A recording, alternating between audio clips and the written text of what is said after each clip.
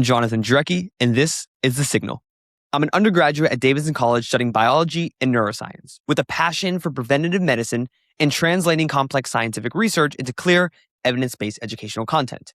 My guest today is my mom. That's it. That's the credential. She's not a researcher. She doesn't have letters after her name, yet she is the smartest person I've ever met in the health space. She's a mother who raised 4 healthy kids and built a life around the idea that the body has the innate capacity to heal when given the right conditions. We recently posted a short video on Instagram about my childhood, and it blew up with thousands of comments. Most of them were some version of the same question, how? So today, we sat down to answer your questions. In today's episode, we go through her entire story. She was born to a 41-year-old single mother. Her father died when she was 3. There was no money. Dinner was mayonnaise, sandwiches, and cans of corn and spaghetti and meatballs on a Sunday if there was a little extra. She started working at 11. She was waitressing at 13 alongside her mom at a diner in Florida.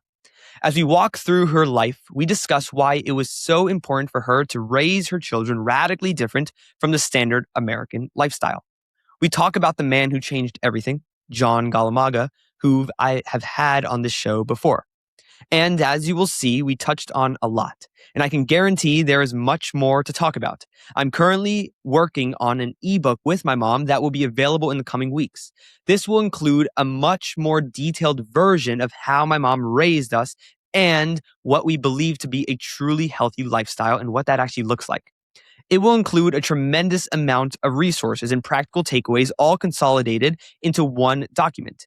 If you want to be updated when that will be available and released, please sign up for my newsletter. The link is in the show notes of this episode. Additionally, this episode does not include sponsors. That said, I did go out of my way to find some of the companies of the various products we used growing up to offer you all a discount for them. In the full show notes of this episode, you will see a list of various products that we discussed. Some of them I have a code for, some I do not. Keep in mind, this is not an extensive list at all.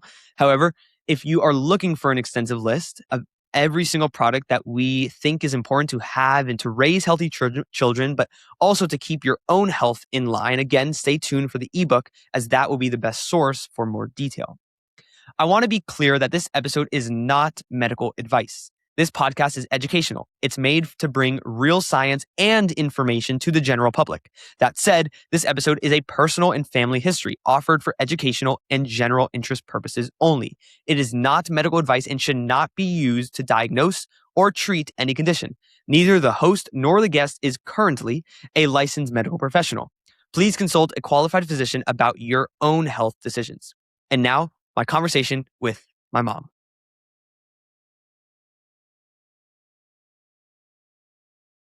Mom, welcome to the podcast. Thank you for having me, Jonna. I'm very excited to have this conversation. We posted a video on our Instagram a few days ago and it blew up. So a lot of people saw it and they were very intrigued. A lot of supporting comments, which is awesome to see.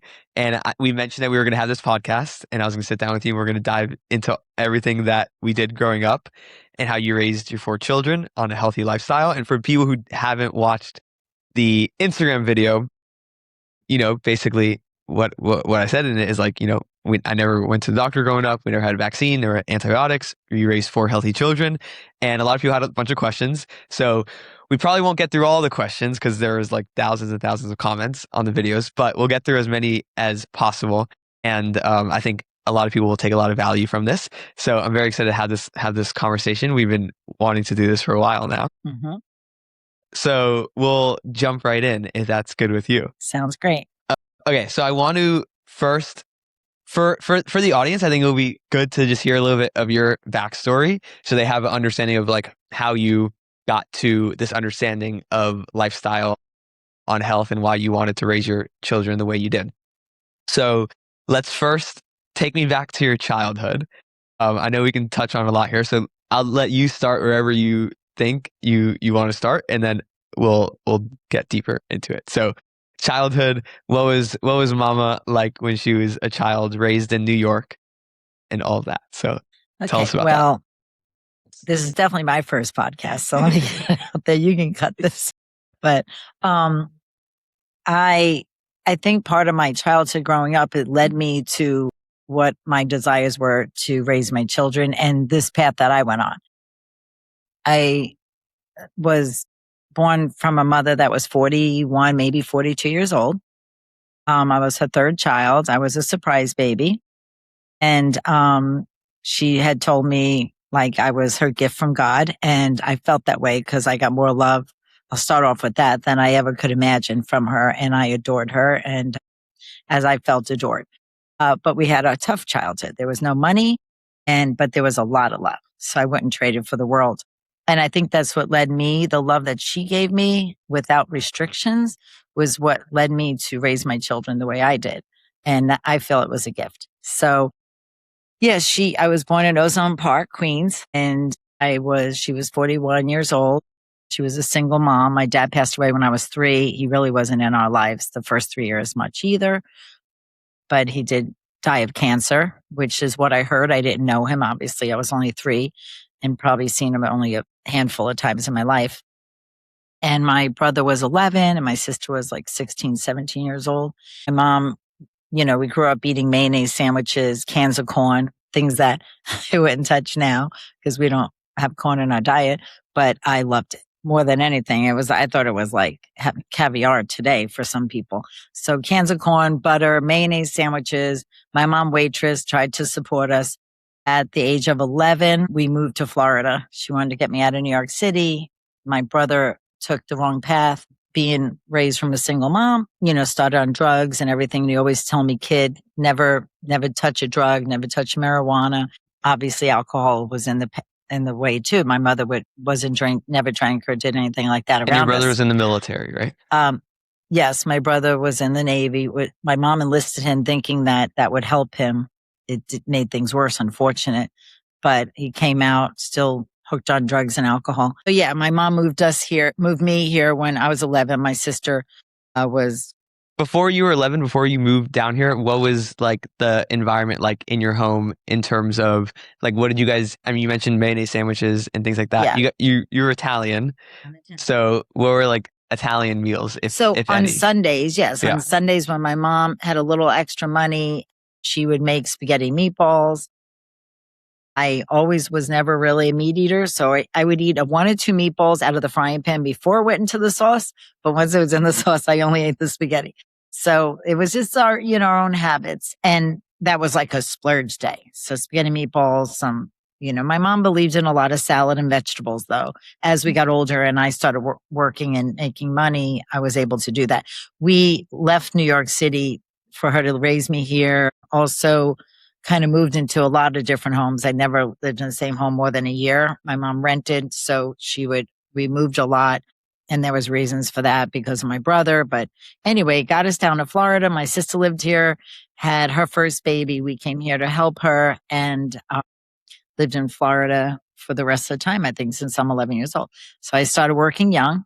My mom taught me how to waitress. I worked at a cattery. I worked in lots of little odds. Was that your first job when you moved down here? When my first job, at 11 years old. And where was that at? I worked at a cattery, which is cleaning, taking care of cats. It's a cattery. It's in a house with I didn't know this. Show cats. Yeah, 50 cents an hour.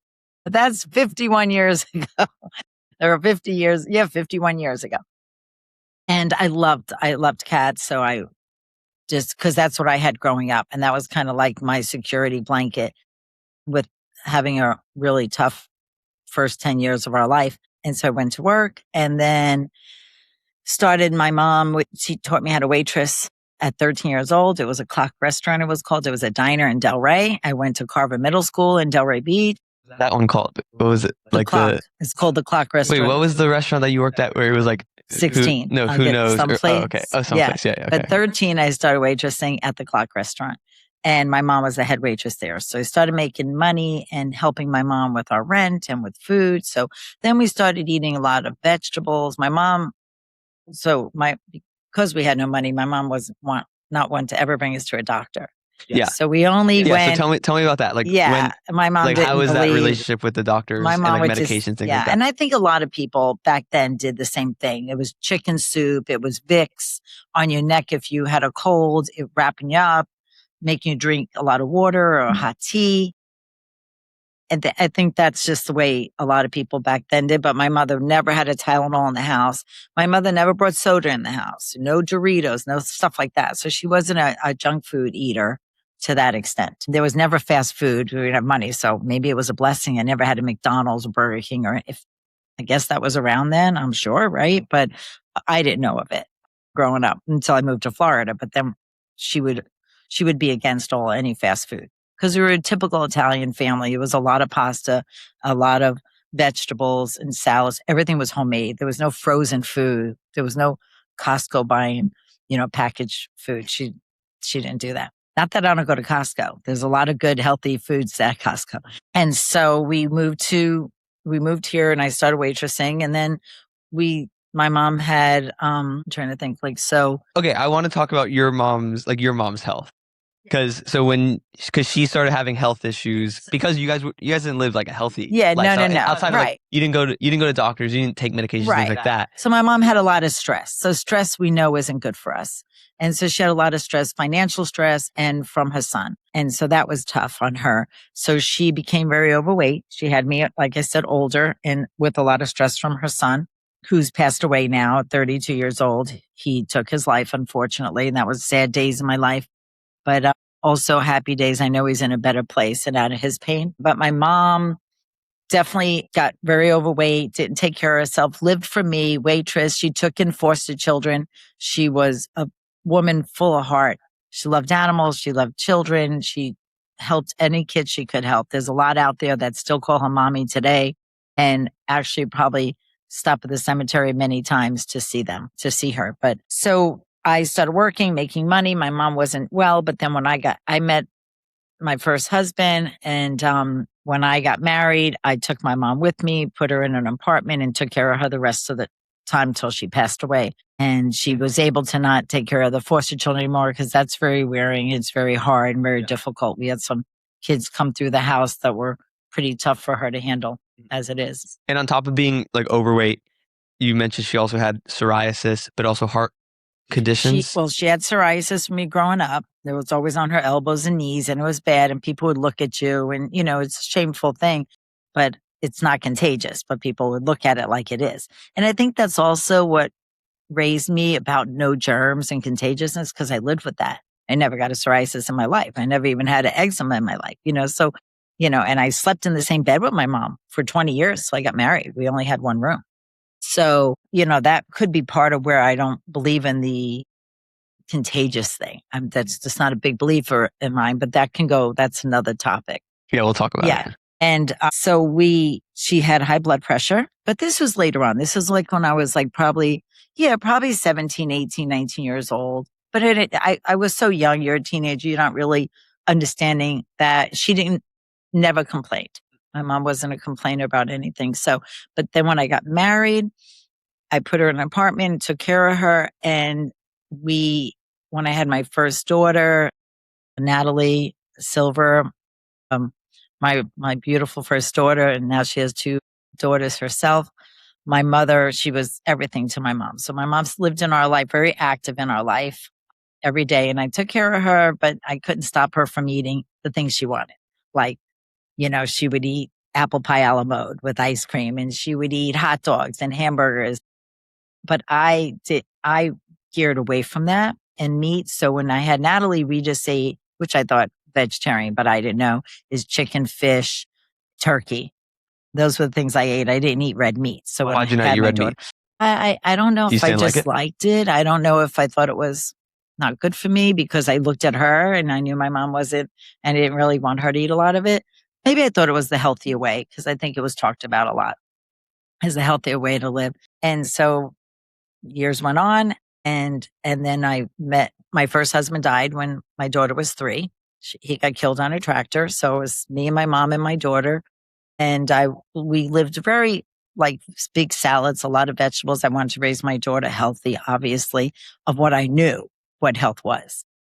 Obviously, there was a lot that I was going to learn. This was a process. So by the time I met your father. Wait, let's touch on vaccines real quick, because your first daughter, Natalie, she did get vaccinated. Yes. Well, I'll go back to it. Before I got married, I worked as a medical assistant for Oh, that's right. Yeah, let's talk about that. Dr. Salcido. He was a pediatrician who I adored. And he taught me so much. And I loved babies. I was meant to be a mom. I wish I could have had 5 more kids. I just loved children. And I used to give vaccines. This craziest part. And it was 2 months, 4 months, 6 months, the whole schedule, DPT and polio. So my daughter had the basics, but they were so basic back then. We're talking about 40, almost 41 years ago. How long were you a medical assistant for? 2 years I worked for him. And you saw children like every day? All day long? Yeah, all day long. And vaccinating the children every day? And vaccinating. And I did the vaccines, yeah. I worked in Boynton Beach, across from Bethesda Hospital for 2 years for him. And I loved him. He was a great doctor. Then when I stopped working for him, I stopped working.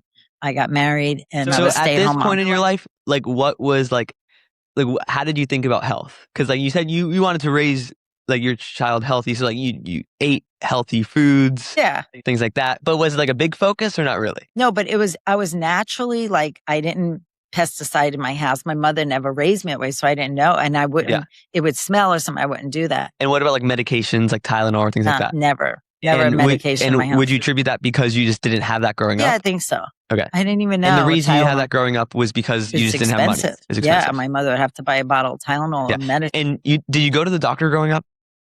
I don't remember, but I'm sure to get into school, but never to a doctor for being a sickness. Never. Yeah. And because... But a lot of us, when we're 10, 11, 12, 13, 14, 15, we're pretty healthy, but we just don't, we're suppressing what comes out later. So, because things come out later that kids don't even know they're having yet because we're young and we're pretty healthy. I'm sure we're talking to thousands of people out there.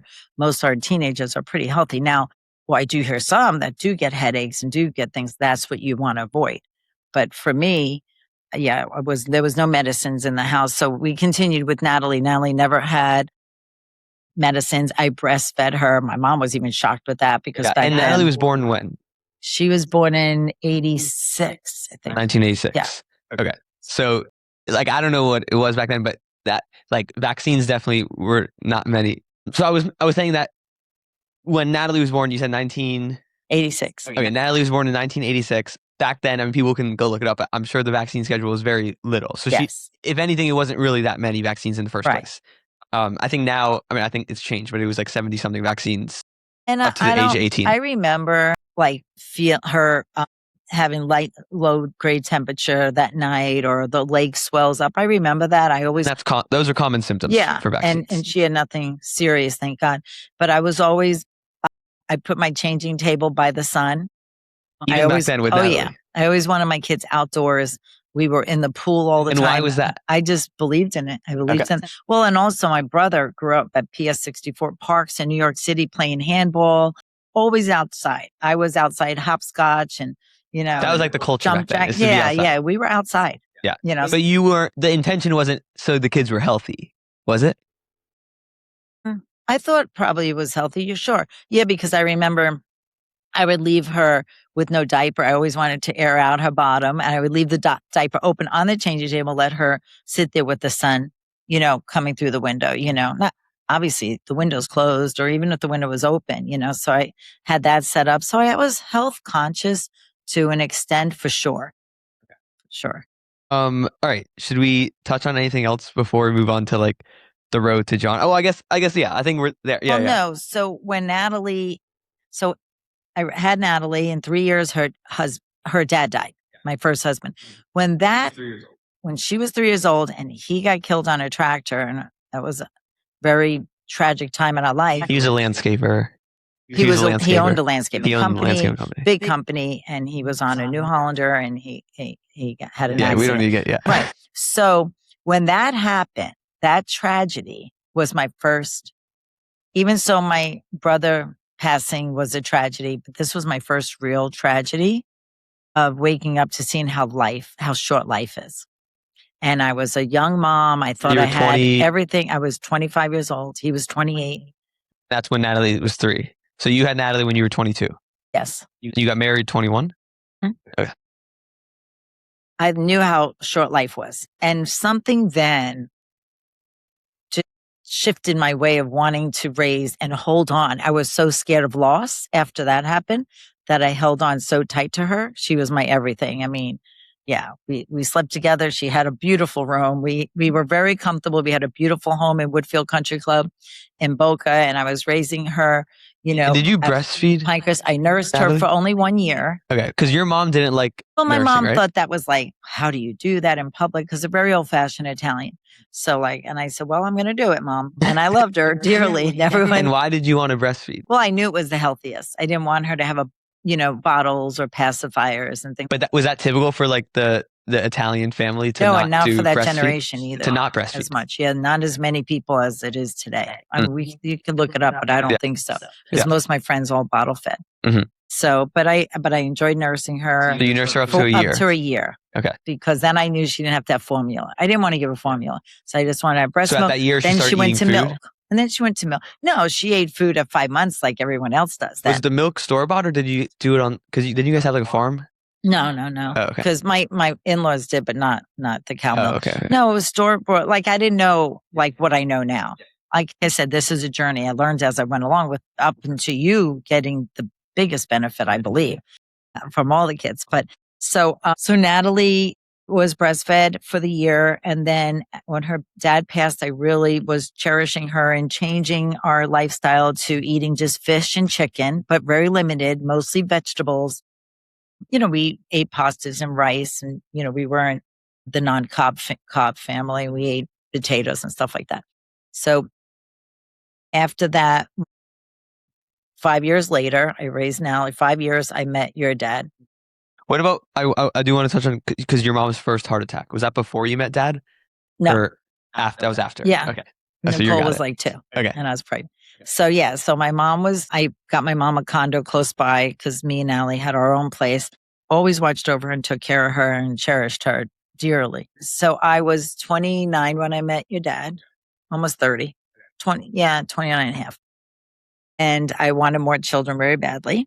And I loved your dad very much. I met him. I went to a training, just touch a little bit on it.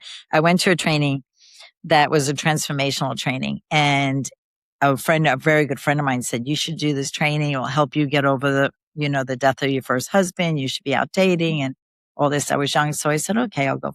So I went to the training and it transformed my whole life and so much. And that how I could look at life. And I knew I wanted babies. And I met your dad in the training because he did the training. And then I went to work for the training. But Natalie was always by my side. And then I had my daughter, Nicole. Your dad and I got married. And when my daughter was about a year and a half, a year and a half, almost 2 years old, we went to a little Holiday Inn on A1A. We always would go there. My mom liked mini vacations there. So I would take her.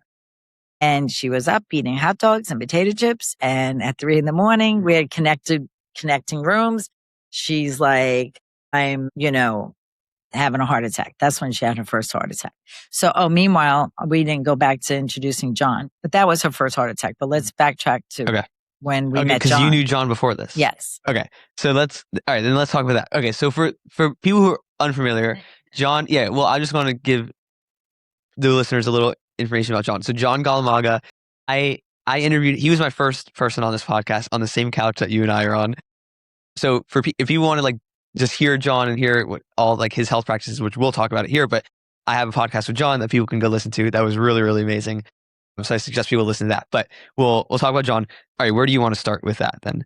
So when I met your dad, before Nicole was born, he had his first seizure with me. He had epilepsy, but I didn't know it. And it was a bad seizure. And then I found out he needed to take medication, which he wasn't taking, but I didn't know him, that long. And I didn't know all this.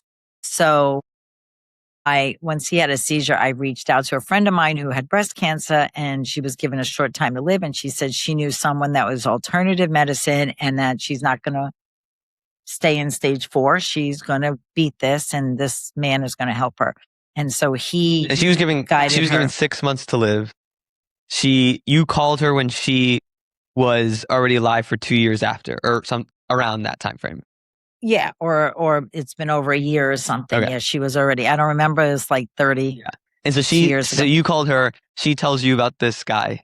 John. John Galamaga. So Okay. I said, I want to meet him. She says he owns Organically Fresh in Boca, and it was a little health food restaurant, or a little grocery store market. But so is this the phone call? Is this when you saw her in the grocery store? I saw her in the grocery store and we Okay. talked, and then she told me where it was. Got it. And I went to meet him. All right. And do you want to describe the event when she had all the lemons and everything? She had in her? lemons and grapefruits in her cart. And I was like, what are you doing? She goes, I'm doing a fast and cleanse. And I said, oh, what's that? I want to know more. And she said, this is what's going to help, rebuild my body and keep me alive and all this. So I don't exactly remember, but I knew I was very impressed and intrigued, and I wanted to know more. And I wanted to meet this guy, John, because it made sense. And she was a great woman. And I was just so happy when you hear someone beat cancer and can continue to live their life. So I met John, we had a consultation, and I fell in love with him right away.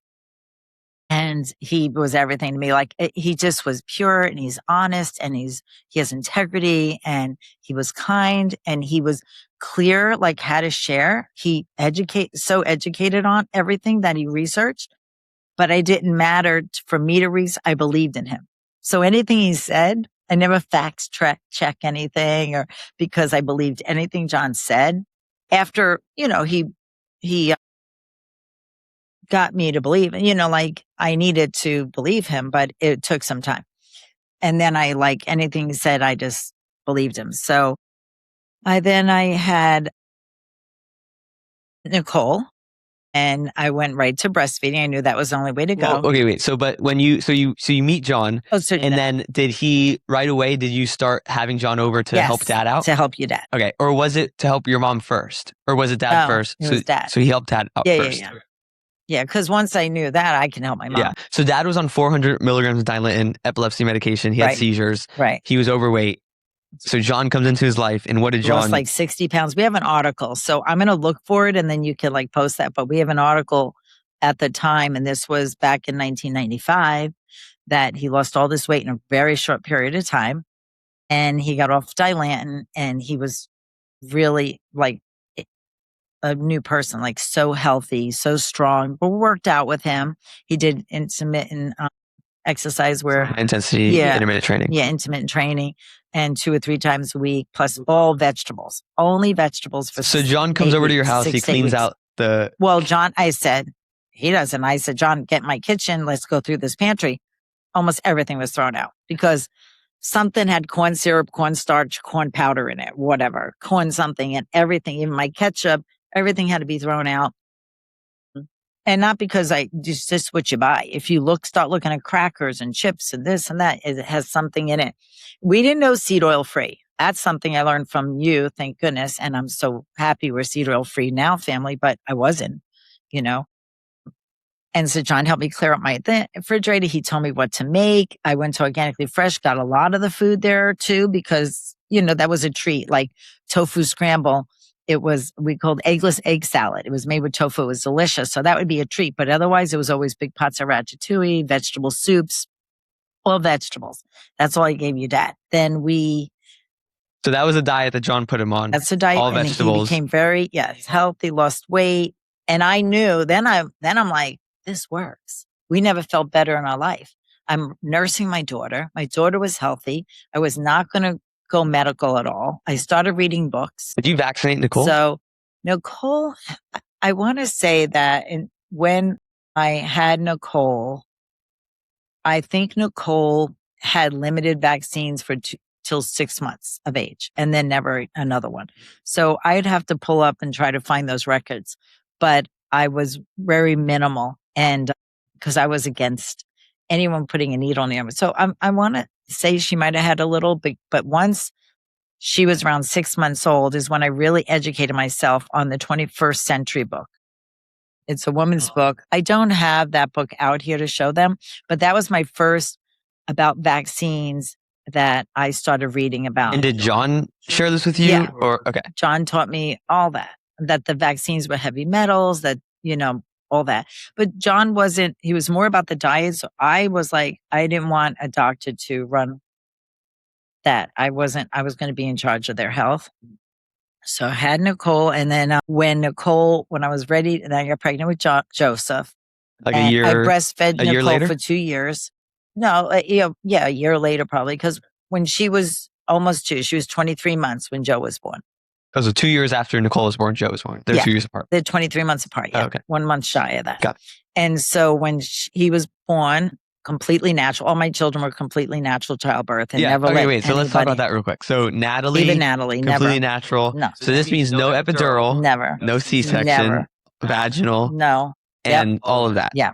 Completely natural. Completely. Nicole, same thing. Yes. No epidurals. Nothing. Zero. And then Joe as well. Yeah. And also a big part of it was, well, obviously I didn't want any drugs in my body, but I was scared to death of needles. I had my first blood test needle when I was pregnant with Natalie, I think probably. Yeah. And then my second one was with Nicole. I never went to doctors myself. So until I was older, but baby doctors, because I had 4 children. So Natalie, So you said you had Nicole, and this is sort of when John came into your life, when he transformed dad's life. And then what about your And then when mom? I had Joe, I would never go and be induced, but I knew I was like a few days late. And John said, do a shot of wheatgrass and, activate and I did a shot of wheatgrass with him that day. And in the middle of the night, Joe came the most natural. It was wonderful because my water broke naturally and I had him in 6 hours. So it was a beautiful delivery with Joe. And Nicole's was a little bit longer. I was in the hospital like probably 8 hours, 10 hours of labor, but it wasn't hard labor. It was nothing unbearable. And then I pushed her out. I'm done. But with Joe, I didn't let them come near with any drops in the eyes or anything. But with Nicole, I did whatever they do, the vitamin K. I didn't know them. But with Joe, I started learning more. And I discharged myself in 24 hours. I was waiting to leave the hospital. I signed off. I had to sign off waivers because I didn't want anything. And that was fine with me. Yeah. And then Joseph was breastfed and Nicole, I was dual breastfeeding, but Joe was, a big baby. All my babies were big except Natalie, but she was 6 pounds, 11 ounces, but the rest were 8'5", 8'4", and 8'14", which is what you were. So they were a good sized baby and they were breastfed. I was breastfeeding both, but then I had to stop Nicole, which broke my heart because she wasn't ready to really stop, but it was fine. She was eating food and she was happy. And you stopped because it was hard dual breastfeeding? Yeah, Joe was very much a big breastfed baby. He wanted to nurse. And I nursed him for a long time, 3.5 years. People all against it, but he wasn't ready to stop. And I wasn't ready. At that point, I started learning more of being the mother on demand, nursing on demand. I always nursed on demand. I slept with my children. I had a crib and I had a beautiful nursery set up. I loved it. Yeah, I love all the prettiness, but they didn't sleep in there. But they would take a nap in there. If I was cooking, I knew they were safe in there, but they wouldn't sleep. They slept with me in a bassinet next to my bed and then with me whenever. Wait, so I want to get to your mom because when she had a heart attack, we talked about that. Before I had Joe, she had her first heart attack. Okay, that was before you had Joe. That's when or Joe was just born when she had her first heart attack. I think I was pregnant. I think I was pregnant because we were at that, and I think I only have pictures. I think of just Nicole there. So she had a heart attack. She had congestive heart failure. At that point, that's when I found out. Okay, she had her first heart attack and it was congestive heart failure. So you knew John at this time? Yes. Okay. And so then did John have any role in your mom's? Of course, everything that he told me that this can be reversed, but it was very difficult to try to get my mom to switch. So slowly I did, but not as drastic. And she kept going into congestive heart failure like 2 or 3 times. And that's when I went very strict. And they told her she had a year to live. She has congestive heart failure. 20% of her heart muscle was working. At her first one at 74, she lived to 81. And I always thanked John. So that's 9 years more to live. Yeah. I'm so grateful to John for that. I've always was my blessing that he gave. I always said he gave my mom 9 more years. And I was blessed. And I owe it to him. And I think she could have had an extra 9 years if she would have listened more. But you know what? Listen, I remember I didn't let her eat red meat. But when my daughter graduated, Natalie, high school, 2 weeks before my mom died, we had a big party at the Seagate and there were stations. And I said, I'll have filet mignon or steak, whatever steak station. And we didn't eat meat. We were all vegetarian. But my mom, and from my guests, but my mom, I said, you eat what you want. And I wanted her to have, because, and 2 weeks later, she did pass away. It wasn't from that steak. She got to enjoy it because I knew she wasn't well anymore. That was starting, and that was 81. And I always feel like if you enjoy your life, but sometimes because we're in America, we just eat to our heart's content. We don't eat the 20-80% rule, or what in Europe, what they do. That's a healthy, and I'm the same to be guilty of it. I'll open up a box of crackers, even so they're seed oil free and olive oil. I'll eat the whole box. So, I'm very, that's not how we eat in Europe. They eat 2 or 3 crackers and they're done. So, okay. So later on, we're going to get into like the diet and like more specific stuff, and we'll answer everyone's questions, but we'll continue on with like the journey right now. So John transformed Dad's life, transformed your mom's life, gave her 9 more years to live, and started teaching you like how to raise your children. Joe had no vaccines. You didn't let the doctors touch him. Never. And so either did Nicole after 6 months old. She never had anything else. Mm-hmm. And so you're continuing to raise your children in this way. So how is that like experience with raising your it was wonderful. Children? Like I feel like my happiest years were being a mom, from the day they were born till the day they walked down the aisle, which only I have one right now, and Joe's ready to get married. And I feel like it was the most wonderful years of my life. I never had, people might not believe this, but I didn't have meltdowns and problems. And I felt like my life raising my children was really easy. Of course, it's work. It's work. You get up early, you run here or there. I had activities. My kids all went to regular school. They went to Pinecrest School. Every one of them are lifers there. They went from pre-K to they graduated. We had religious exemptions. My husband was a chiropractor, so he knew how to get that. Let's talk about that. So when you met Dad, he was not a chiropractor. He worked at I just became a chiropractor. Oh, he just became a chiropractor. But he was working for someone and doing his hours, and then he went on his own. But okay, and so I think it's good to distinguish, because there's obviously a lot of chiropractors who like practice more holistically, and then there's chiropractors who just do conventional chiropractic, right, and all that. Dad was more so on the conventional chiropractic to start because of his age. So he was older. Yeah, he worked as a teacher in his many years, but he became a chiropractor much older because his brother-in-law was a chiropractor, and it intrigued him. And then he wanted to open up his practice in Florida. So that's what brought him here. That's how I met him.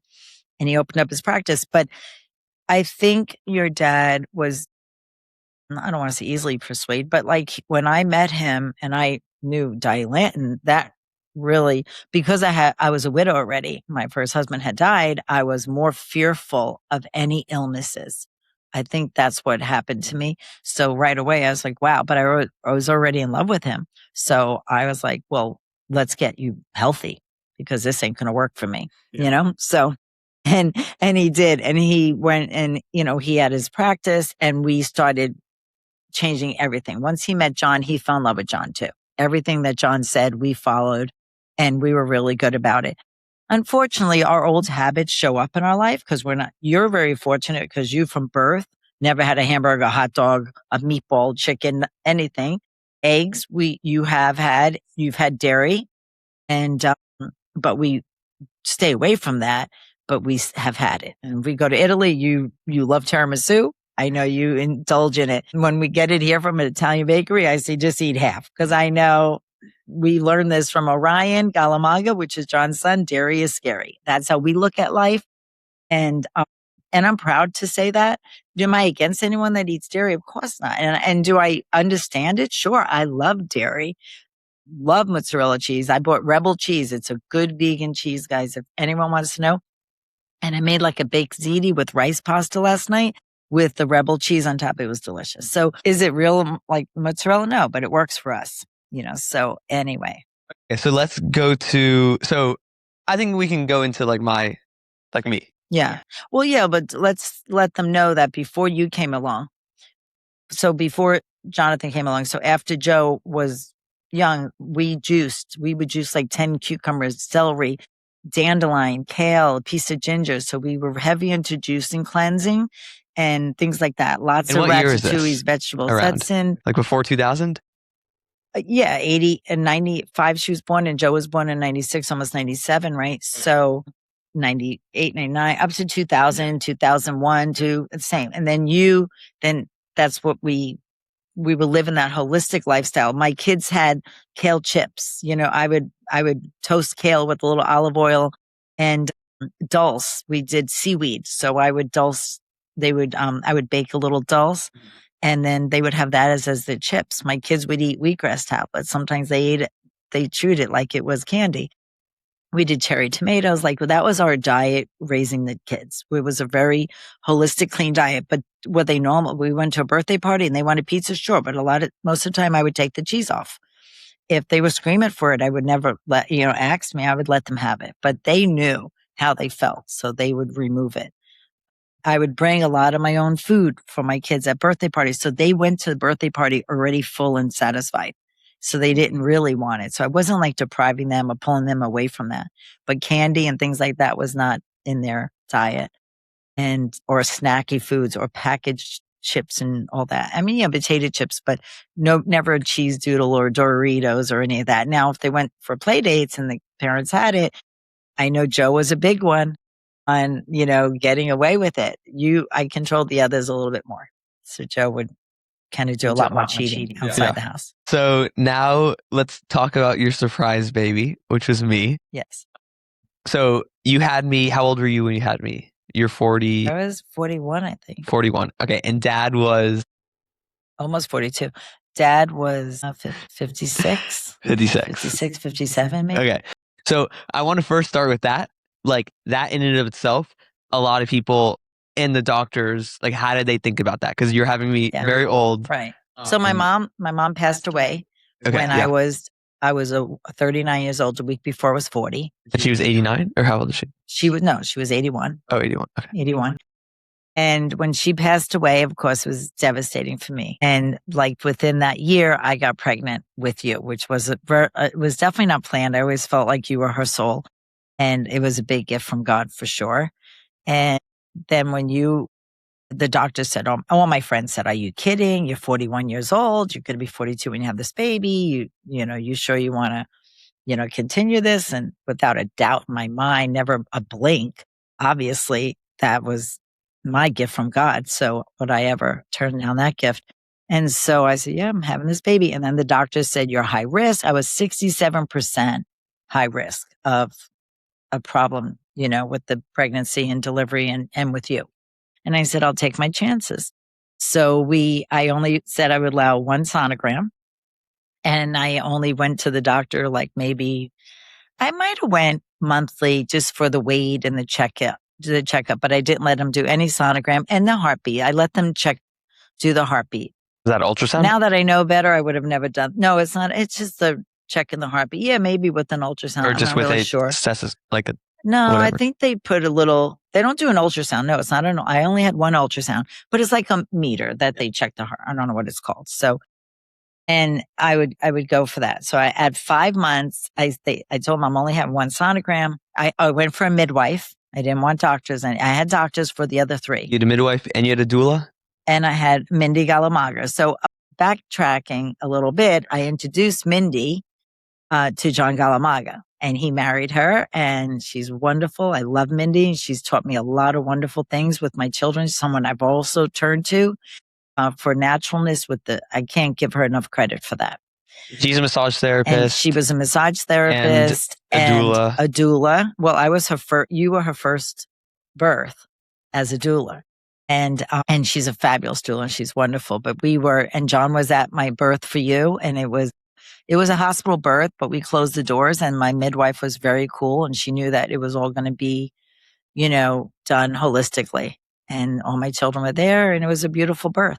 And we had essential oils, and, when it was time to push, I pushed you out in 3 pushes and you were delivered. Okay, wait, let's talk more about the delivery, because I think we'll talk more about the pregnancy. Okay. Because a lot of times people get pregnant. Let's talk about the pregnancy. So I felt great. I got up and walked at 6 a.m. every morning. I was out the door, walked at least 2 miles. Back then, it wasn't like 10,000 steps. We didn't count our steps then, but I walked 2 miles every day with my dog in the morning. I stayed on a very vegan diet. I knew I was 41. I knew there should be no cheating throughout this time. And I knew that if I am going to be high risk, I'm going to contribute everything I can to a healthy baby. So I told the doctor that I'll have one. I told my midwife, I have found a great midwife, a lover. And I said in 5 months, if that's the time to have the first sonogram. And I did want to know, I never knew what my children were, the sex of my children. So I did want to know with you. So you're the only one I said at the sonogram, I'll know. I was surprised with the others. Because you had 2 girls and then 1 boy. And my third, I thought it was going to be a girl. And I was very happy to have 3 girls. And then Joe came. And I was like, what do I do with a boy? But anyway, biggest blessing. I love him to death. And I was thrilled to have a son. But at first I was like, when you know only 2 girls, and they were the most beautiful, precious girls in my life. They were my whole world. Yeah. So then with you, I wanted a boy. So this is the only time I had a conversation from above saying, please bless me with a boy. And at 5 months, I had a sonogram and they were doing your measurements. And I said, this is a time you can tell me how what his measurements are. And I was very intrigued with what the measurements were between the facial and all that because they were saying Down syndrome is a big percentage here, that you could have a Down syndrome baby because of the risk of your age. They put fear in you. There's many people have babies in their 40s, many. And I've heard early 50s. So, and healthy, strong, beautiful babies. So I got the measurements and I said, I'm good. I'm going to continue with this pregnancy and we'll see you next month for just a checkup. So it was great. And when you... So do most people have multiple sonograms throughout the pregnancy? Yes. Now I don't know how many, but yes, multiple. Got it. And so you only did 1. Now, why did you only do 1? Was that something John did? Or Mindy Galamaga would be the best person to talk to. And maybe one day you'll do a podcast with her and she could share that, because I'm not, as educated with her on it, but I do know she says it does do, it's radiation. It's a radiation. Yeah. It's something to affecting and messing with the baby. So is she did she tell you to only do 1? Yeah. I mean, how did you know to only do 1? I didn't want to go medical at all. Okay. I even wanted to do a home birth. Yeah. I didn't want anything. So the reason, talk about that. Why did you not do a home birth? Because of my age. Okay. Because of what everyone says. Because I'm not against doctors. I'm not against hospitals. I am all for them when needed. But I believe we're put here to have things naturally done. And if you hemorrhage or something happens, obviously, thank God we have doctors. You were at the hospital just in case anything happened. Just in it was case at high risk. Yeah, it was just knowing everything you knew at that moment, knowing all of that. If you weren't at high risk, let's say you were younger, I'd have a home birth. You would have a home birth. I'd have a home birth now at 61, but I didn't know enough. So that's why I'm saying this is a journey. There's stuff you'll learn along the way. Number one, and we should touch base on all the books that I've read. And I had meeting after meeting after session with John, and I paid John lots of money. I was his client, and I wanted to learn as much as I could. And so every time he would be working out with my husband, I would be asking him questions. So that was all free because I paid for the workout and I was asking questions. And to this day, if he stretches me, which he stretches aromatic stretching, we could talk about it. I'm asking him questions. Yeah. John, what can I do? Always wanting to know more about how to stay healthier longer and feeling better. So yeah, that's when you were born naturally. So keep touching on this, while you're pregnant with me. So you're pregnant with me. You were still getting consultations with John, still picking his brain. Oh no, I went to Master. So I wanted to talk about that. So yeah, tell me about the introduction to Master Lowe.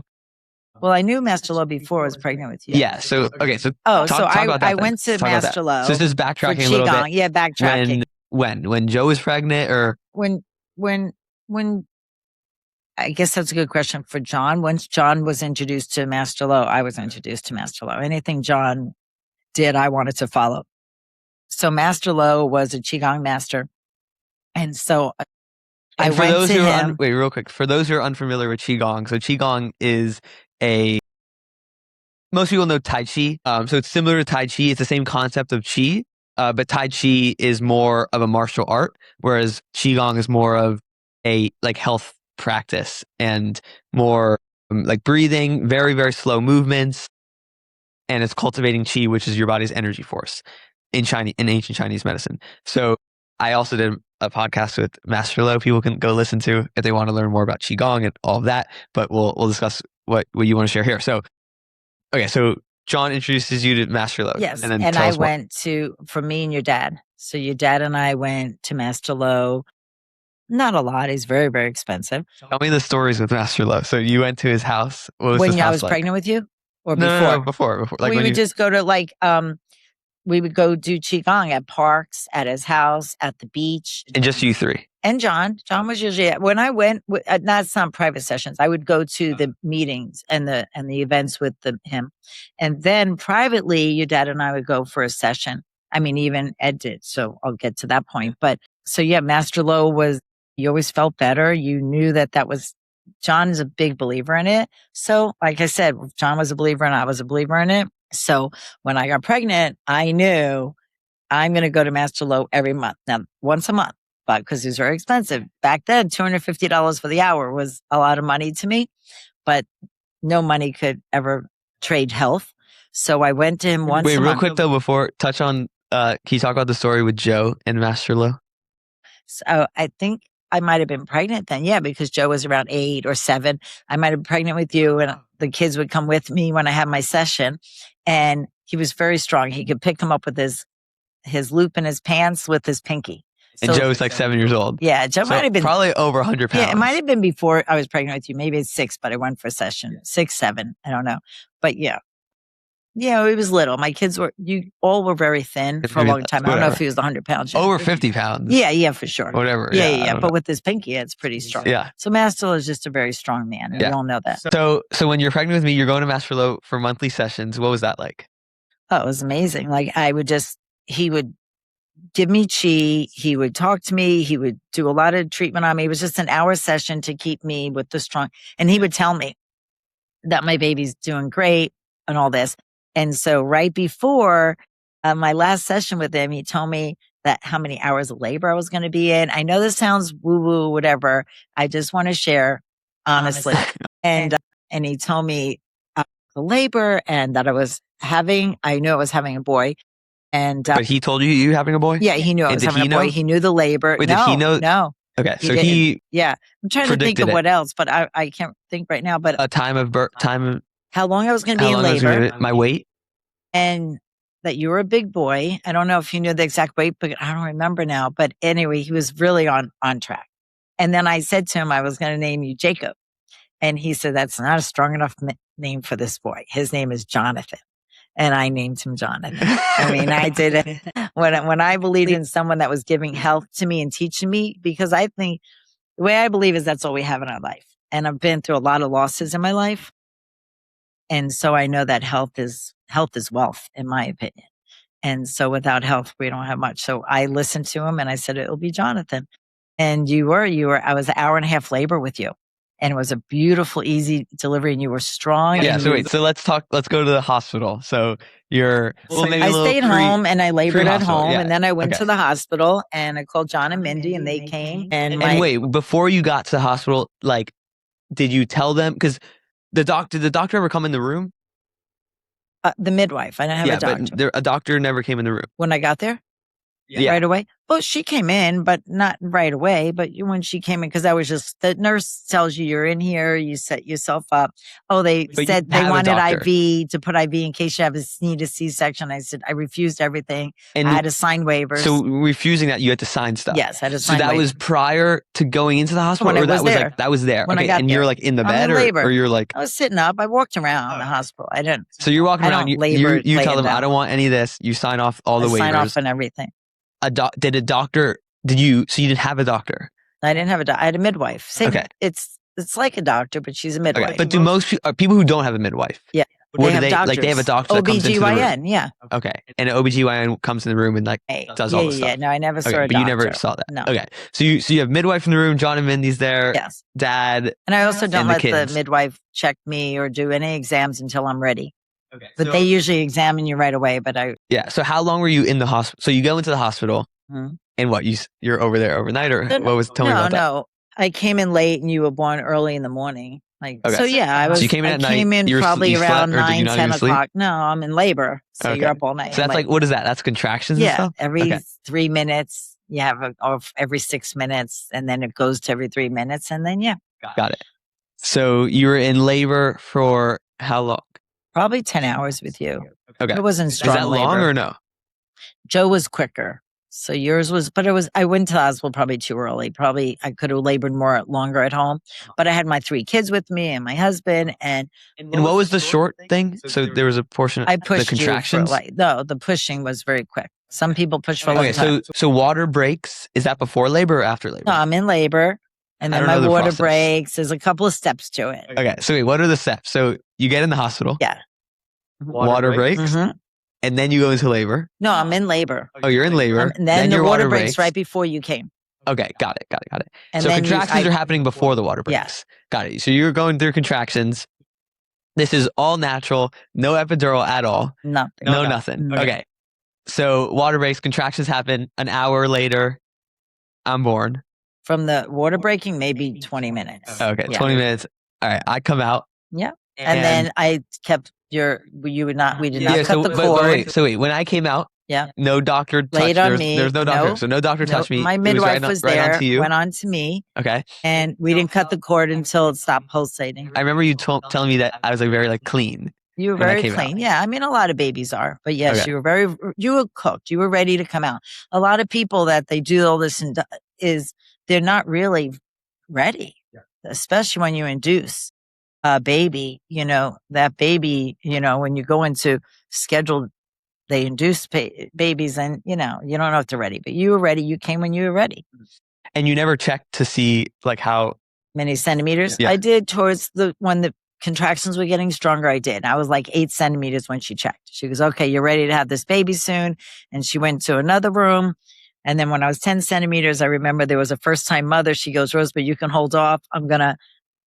There's a first time mother in the other room. And I was like, okay, this ain't going to be easy. But I did a lot of heavy breathing. And then she came in, deep breathing.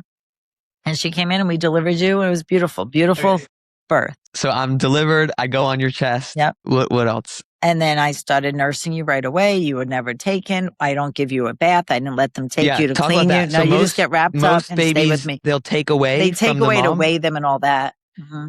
Yeah, I refused all that. Wash them. Yeah. All that. None of that happened to me. Mm-mm. So I was in your arms the whole time. Yeah, unless maybe someone like picked in you the up or something. morning, like maybe 3-4 hours later, because I discharged myself in 24 hours. They didn't like that either. So wait, but since I was never cleaned. I did. Then I let them, I walked over with you. And they weighed you and they wiped you down. We didn't clean you like they might do. I don't know how they do it, and then we just wrapped you up, All right. So I discharged. Contractions happen. I come out.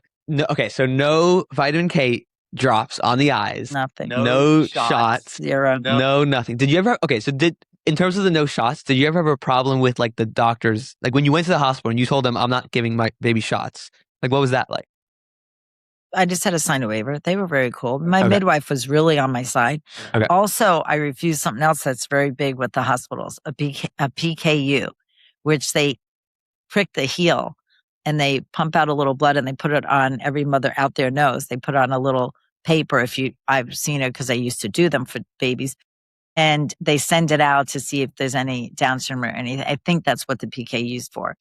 But it's a test. And I was like, doesn't matter what the test is. The baby's mine and I'm going to take care of it and raise it. And so I refuse that because to me, it's a little razor blade that it's like a V shape and it goes into the heel. And why would I put trauma onto a newborn? So I refused. Did the midwife do, because I know they like check the baby's like feet for reflexes and like the hand and like all that. Did the midwife do that? I'm sure she gave you a little bit of a test to make sure, you were crying, you came out, you nursed, you were, bright eyed and alert and you're ready to go home. Huh. And so 24 hours later, you discharge yourself, which is not common. I was waiting no, it's not. Okay, so what's like the normal thing to happen? Less than 24 hours from the time I walked in there. They usually want you there at least 24 hours from the time the baby's born. But I discharged myself. Yeah. And they didn't make you feel good about it. Really? Why? What do they? It's like the baby has to be observed here and I wasn't going to let you go into a nursery. out of my room. So you stayed with me and we were going home. Mhm. I wanted the emergency in case something happened. I wanted doctors. I had a wonderful, and I don't know if I should name names, but my doctor, my OBGYN, I love her. And she knows who I am if she'll ever hear this. And she's great. And I knew that if I ever needed a C-section or any emergency happened, she was going to be the one that did my procedure. Sure. And she was great. So I have nothing against. I would have really enjoyed being a home birth. I've never had that, but I know Mindy has had Orion home birth. It was the most beautiful experience. Yeah. And Okay, wait, because we didn't touch on it. I know you were talking about it, but I interrupted you about the umbilical cord. So until it stops pulsating. okay, so does that mean it turns white or is it still red? Because I know some people will do it until it turns white. Some people will do it right away. Some people. I don't know if I wait till white. I don't remember, but it might have been 7 minutes or something. I don't remember the time frame, but it was way longer than they ever would do, or they did with my other 3 children because they cut the cord. I didn't know. Who's then I they? learned. Like the doctor? The or doctor Okay. would cut the So cord. for when the other babies, children, you had a doctor? or the daddies cut it, but they tell you when you're ready, and then the dad cuts it. And you had a doctors for Joe, Nicole, Natalie? Yes, For all 3 of them? OBGYN. Yeah. In the room, Mhm. doing stuff. Yes. Okay. Did Joe have the vitamin K? No. Okay. So, all right. So, okay. Stops pulsating. And what was the thing that Mindy took to vary? Okay. The afterbirth. Mindy takes. A lot of people chop up and take it in pills. eat it. Yeah. That's not me. The afterbirth, she brought a Tupperware, and so all the afterbirth can be sealed, and then we could bury it under a tree, and the tree blossoms and grows. So she did that. So my midwife was like, I'm closing the door, and you do what you want, but I can't know about it. So it was very cool. But yes, so we took that. Nice. Okay, so you leave the hospital, you come home with me. How is that? It was great. I mean, I couldn't be happier. I had a perfect, healthy little boy, and your 2 sisters, Natalie and Nicole, just adored you. And so Natalie, when I was born, she was 20. She was 20. 20 years old. Yeah. Somewhere 20 either years 19, old. 20 or 21. 20, around that range. 20 Okay, or 20 years 21. old. 20, I think. 20 years old. And was it the day after I was born, she left so you left or No, something? she left at the hospital. She came in to see you right when you were born. She took off and went to the Keys because she was home from college and she was on spring break meeting her friends. Yeah. So, Okay. yeah. Or summer break. I guess summer break because you're a July birthday. So I know she was going to the Keys with her friends, but she was home from school. Mhm. Okay, so now let's get into my lifestyle. Because, a lot of these things that we're going to talk about now is going to overlap with how you raise your other children. But with me, it was the most extreme, if we want to call it that. Right? It was you had the most stuff that you were thinking about and focusing on. Kind of, because also my life changed a lot. When you were 4.5 years old. Okay, let's talk about that then. Let's just talk about that quickly because that would be important. But let's go early on. So I came home to you. Everything was great. Raised you still similar the way I raised Nicole and Joe. We were juicing and vegetables. We were very strict, more vegan now.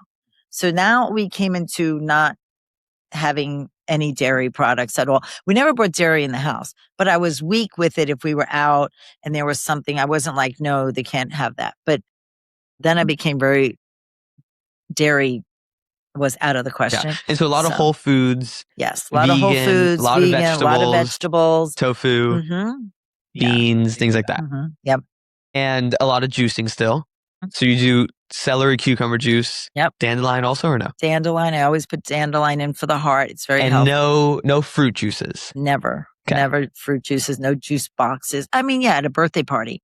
At a birthday party with the other kids, I bought the juice boxes, but I wouldn't bring them back into the house. Yeah. So they got thrown away, whatever was left, or someone took it. But we don't want any temptation. But you guys didn't want it. You didn't feel deprived. You never asked for a juice. Okay, let's talk about some other things that we did. So infrared sauna. We were outside a lot. Yeah, I want to talk about the infrared sauna first. So, because you had this infrared sauna since Joe or Nicole?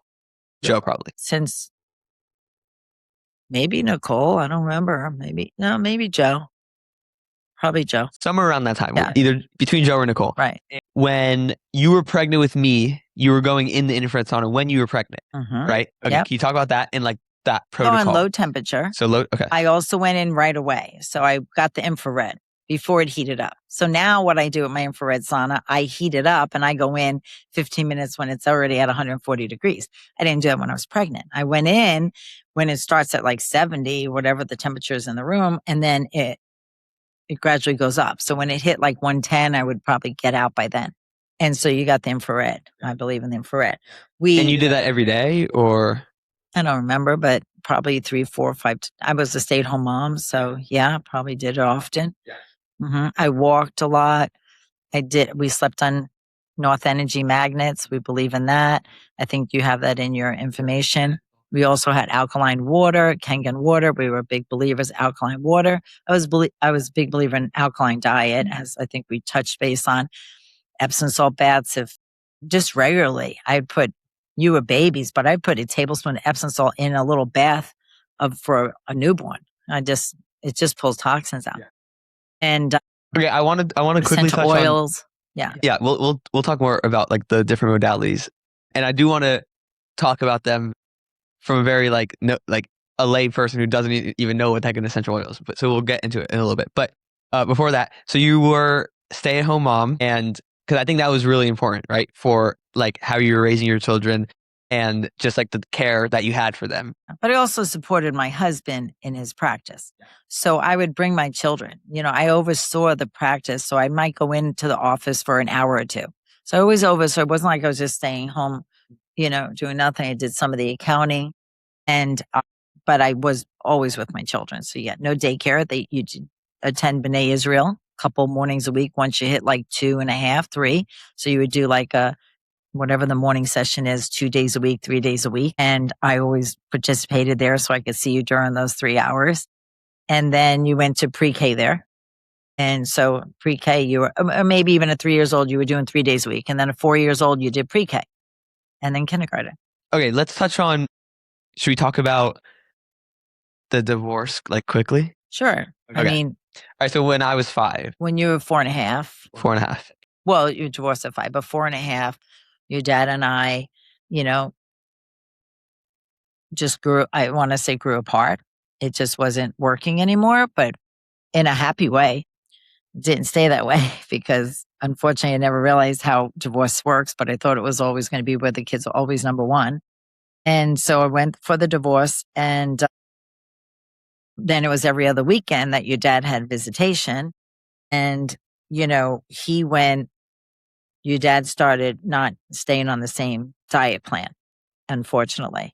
And so it wasn't the healthiest way for him, but it was. And also he tried to fight me on your diet plan, and thinking that's who introduced you to eggs actually at that point, because you never ate eggs before.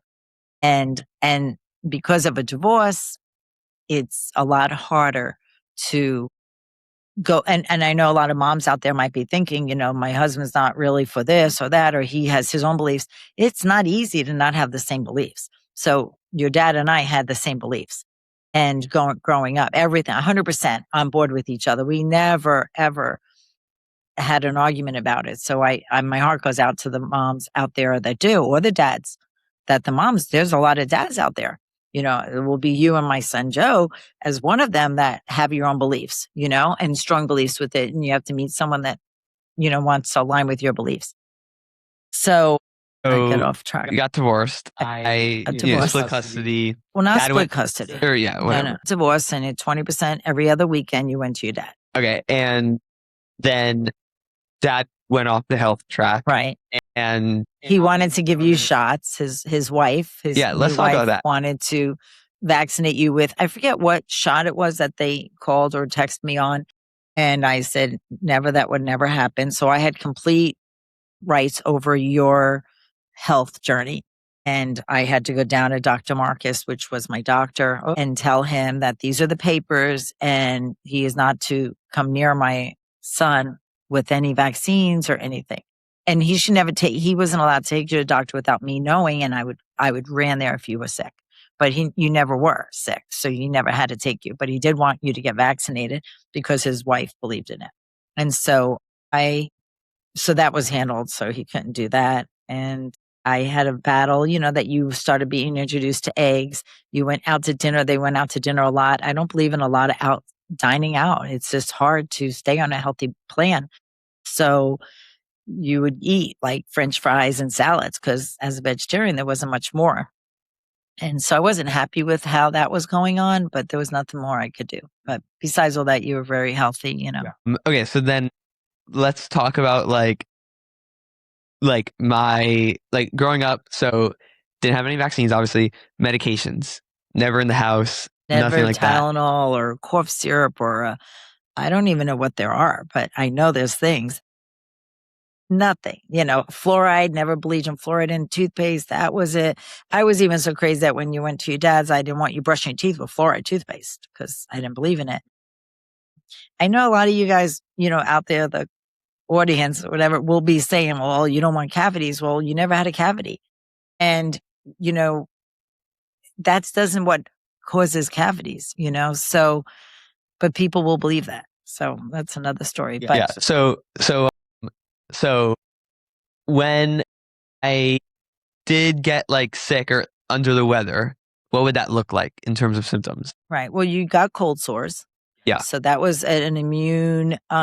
But that was more of a stress thing, I I think. think it's stress. Yeah. And it is diet because I do believe seed oils that we didn't know. And back when you would get these cold sores, you would eat a lot of French fries. Even so, you'd have a big salad, but there was nothing else to eat when you go to restaurants. And French fries are, unless they're cooked in beef tallow, and I would let you have that over, even so you're vegan, over seed oils now that I know better, or avocado I think oil. one important thing here to touch on, because when I was at dad's with the divorce, when I was at his house, like my diet was not the best.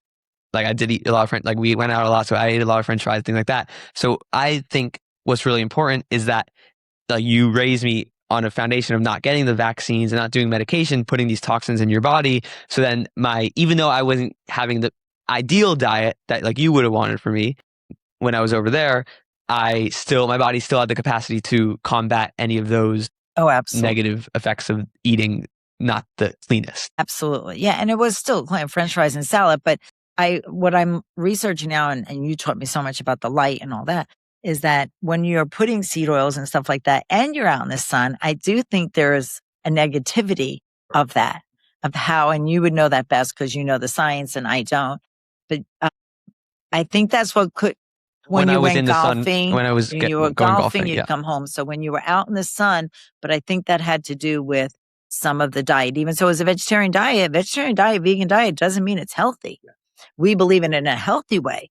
John would always say, John didn't call himself a vegetarian or vegan. He called himself a veggie eater. I remember him sharing that with me.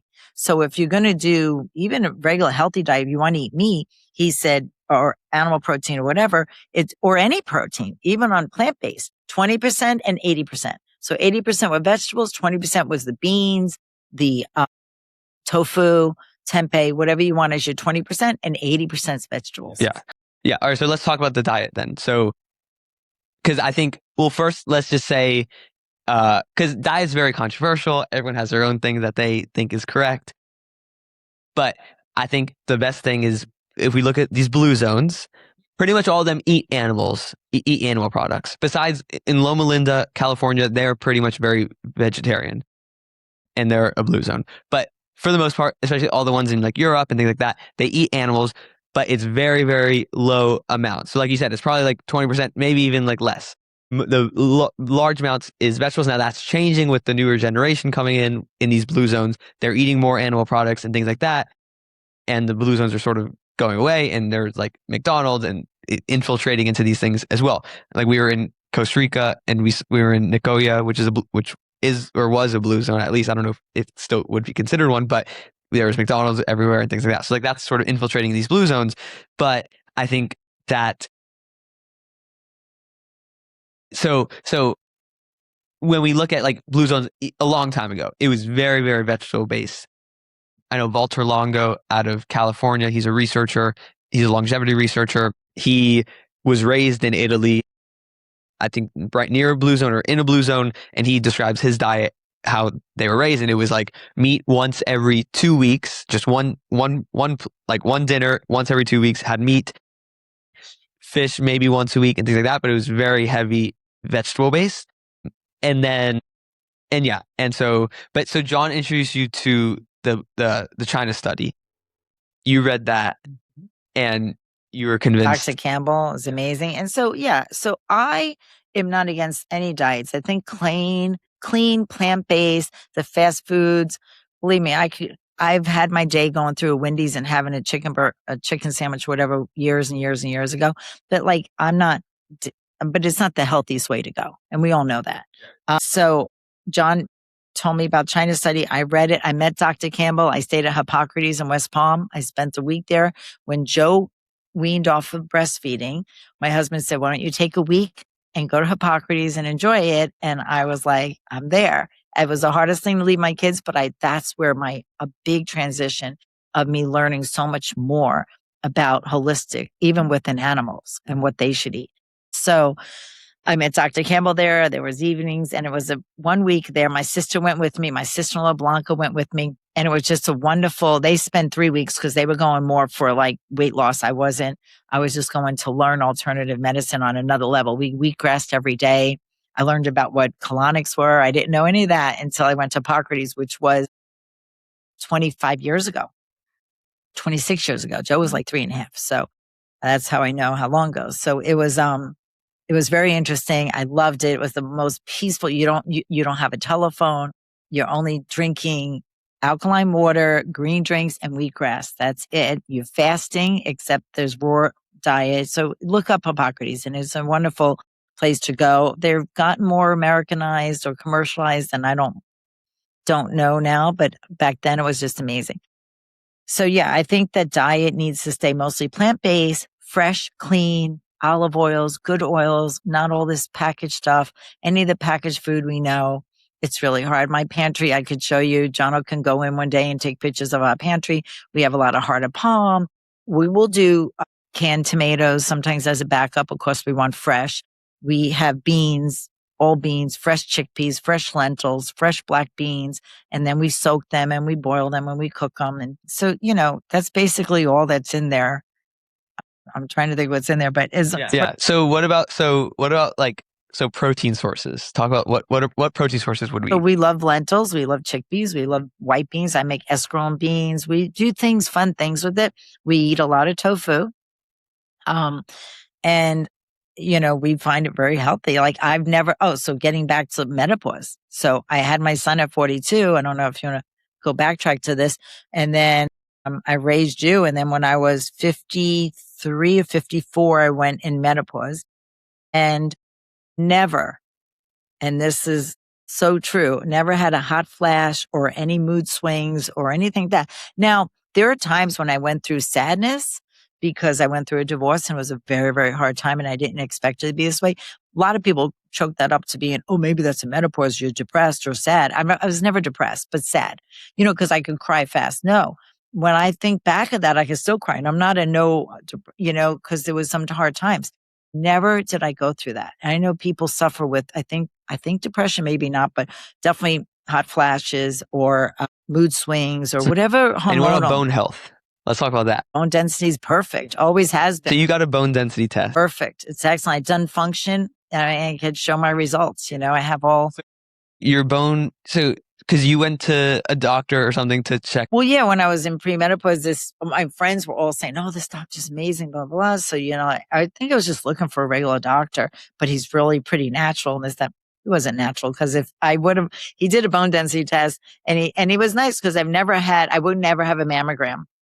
I don't believe in mammograms either, but I knew that I was in my 50s and maybe I should have it's called a thermogram or something, which Mindy told me about. And I went for one of those. And so everything was good. And the doctor said, well, why don't you do a mammogram? I said, I won't do that, but I would do an ultrasound if you want. So he did my first ultrasound, breast ultrasound, and I've only had 2. And everything was perfect. Because people can fact check us. But so when a normal person goes to get their mammogram, they do a mammogram. If something's wrong, then they do an ultrasound, right? So why do a mammogram in the first place? So what they say is that, mammograms will pick up different things. I don't know. I'm not here to say no, but I know that I do ultrasound. If I have to do it, and maybe once every 3 years, I'll go for an ultrasound. How many have you 4 had years. so I've far? had 2, but I'm only 62. Maybe I should have more, but 2 ultrasounds, never a just mammogram. ultrasounds, never a mammogram. And I had a thermogram. It's something with heat waves. So it's a very natural thing. I think that's what it's called, but we can put that in the notes or whatever. Yeah. So, okay, so never a hot flash, never that. Okay, bone density. Density is very strong. Because you got your high. bone density. What did the doctor say when they saw your bone density? Surprised, because he said a lot of people lose their bone density as you get older. Yeah. You know? And yours is, do you remember? Perfect. I don't know. Maybe we can look that up in function or whatever it is. I'll try to get the results, but it was perfect. I never had. And so hormones, so people taking bioidentical hormones. And so this doctor was big on that. So he's like, well, once we get all this back, I'll put you on the right hormone that I think you put in your cheek and you chew it or something. I forget what it was. It was a while ago. It was like 10 years ago. I'm 62, or maybe 8 years ago, And so I said, oh, okay, well, everything came back. He goes, oh, your hormones are perfect. I said, okay, well, that's good to know, because I wasn't doing any hormones ever would I ever do that. But I'm not against anyone that does it, because I have a lot of friends on it. So I'm just saying, for me, I wouldn't do it. But I want to hear your honest opinion. Well, my honest opinion is I wouldn't do it. Yeah. Yeah, because you think they're not good. Yeah. And for people, it's their life savings. So it's hard for me to say that, because some people are at their wits' end. They can't function. So yes, you need to do it. I have good friends that are taking it, and they said that saved their life. So, but I don't believe in what consequences can come from it. And maybe none, but I'm saying I'd rather see what I can do from the beginning, so I don't need that. And that's kind of how I live my life with you children too. What you're saying is none of this stuff is necessary if you have all the steps put in place in the beginning. But again, that's no alcohol. Yeah. But there's also ways to, would you say that, I think that this is true. I think you do too, that let's say you are on hormones or you do have menopause issues. There's ways, if you drastically change your life, absolutely, that you could not use hormones at all. Never need it. Yeah. But if you don't want to change your life, not willing, right? Yeah. They're not willing. Not that you don't want to. Most people want to. They're not willing to give up what you got to give up. Well, you got to give up things that become habits and become a crutch, and they're not willing to do that. I had to give up raising my children. I want the moms to know out there, raising my children, I had to sacrifice a lot. I didn't have a lot of female time and go out with the girls or this and that, because I wanted to be there, putting them to bed early, making sure they got good rest, being energized. I wasn't waking up tired because I had to run with them. I put my kids, we had a salted ozone pool. Sorry, we have a salted pool now, but we have just added ozone to it. So we didn't have a chlorinated pool. So my kids were out swimming, skateboarding, rollerblading, they were athletes. They played basketball. We traveled, played basketball. Nicole and Joe, you played golf. You played volleyball. We were very, very active. Natalie was in dance and in jazz and violin, and she still reads to this day. So she had book clubs, and she's still to this day. My daughter with my grandbabies are in a book club, and just they all stayed very active. And I think that's a sign of health as it is. But I didn't overschedule them. I believe that can be very unhealthy, because then you're grabbing anything. You're not making time to get that good food on the table, And so I want to touch on tofu for menopause, because a lot of people and doctors will tell women to not eat tofu because it's bad for estrogen, their hormones. Yeah, and I guess all that kind of stuff. I don't know all the science behind it, because I don't go to doctors. Well, I'll first say from a man's perspective. So a lot of people in this space, they'll say that so estrogen, tofu has what's called phytoestrogens. So they're molecules that bind to estrogen receptors in the body, but they don't. So there's like a lock and key mechanism. So you have the lock is the receptor, the estrogen receptor, and the key is the molecule. And the key, the estrogen will go into the estrogen receptor. It will bind to the estrogen receptor. And what happens normally with real estrogen, when it binds to the estrogen receptor, is that there's a cascade of events that occur downstream once that binding occurs. However, with phytoestrogens, you bind that the phytoestrogen binds to the estrogen receptor, but you don't have that cascading event. So essentially, it actually will block estrogen from binding. So it doesn't have this. So what they say is, okay, you're eating tofu, so you're gonna have now high amounts of estrogen. As a man, all men have estrogen. Estrogen is vitally essential for men. Sure. But you don't want too high estrogens.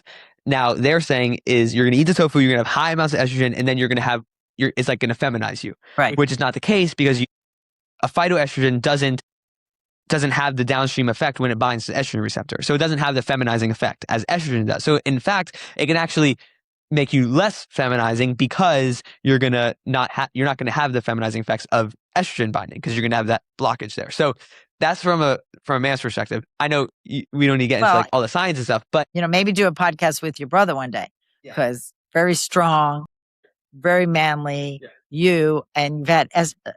You've had tofu since.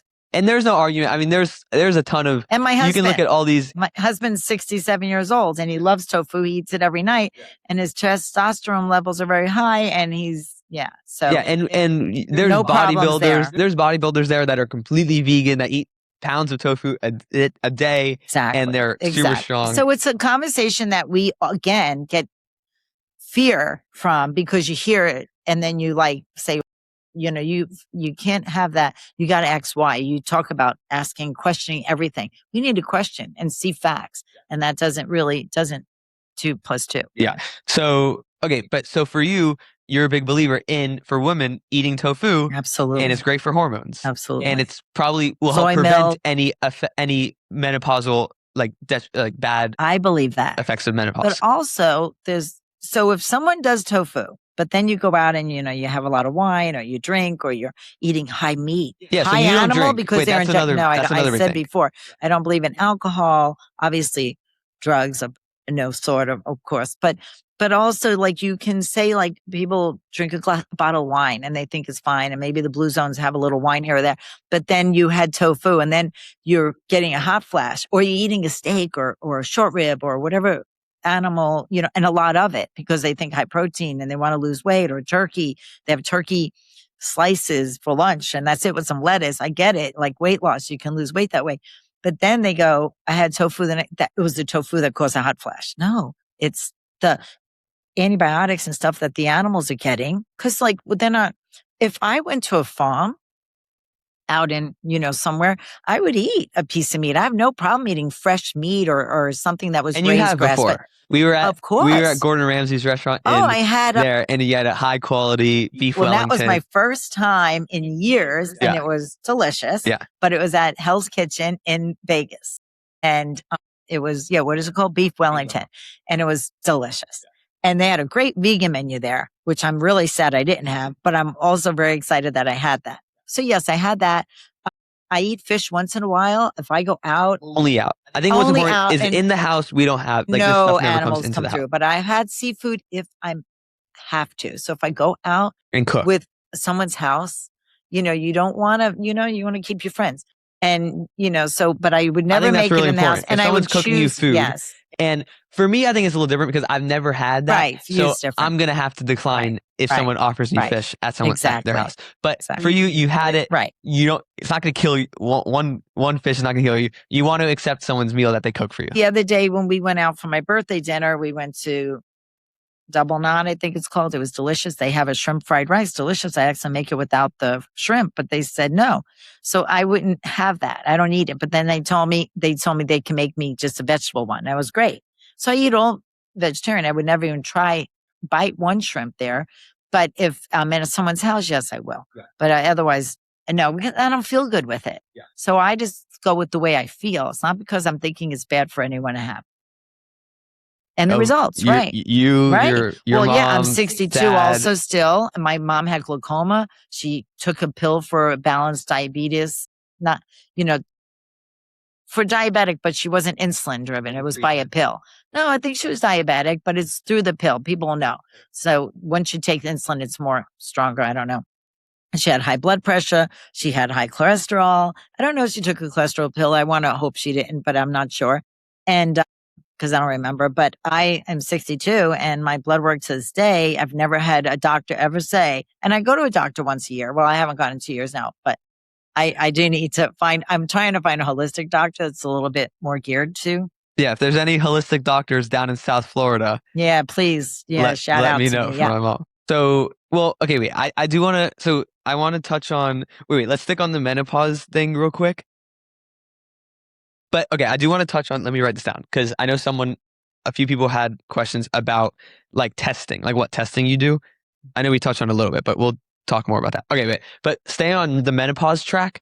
So I think another big thing is like these restrictive diets that women are on, where like they're having no like fats at all, and no even like healthy fats. Like they'll stay away from avocados, and they'll stay away from all oil and things like that. Which I think they're like the SOS diet, like is like can have a time and place. Like I don't know if you should be on it your entire life, but I think if you want to like lose weight or if you have health problems, like it can be very beneficial and things like that.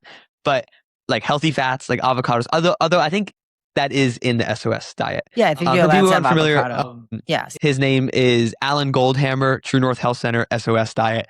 Again, everyone we mentioned this, all this stuff will be in the show notes if you guys want to dive deeper. But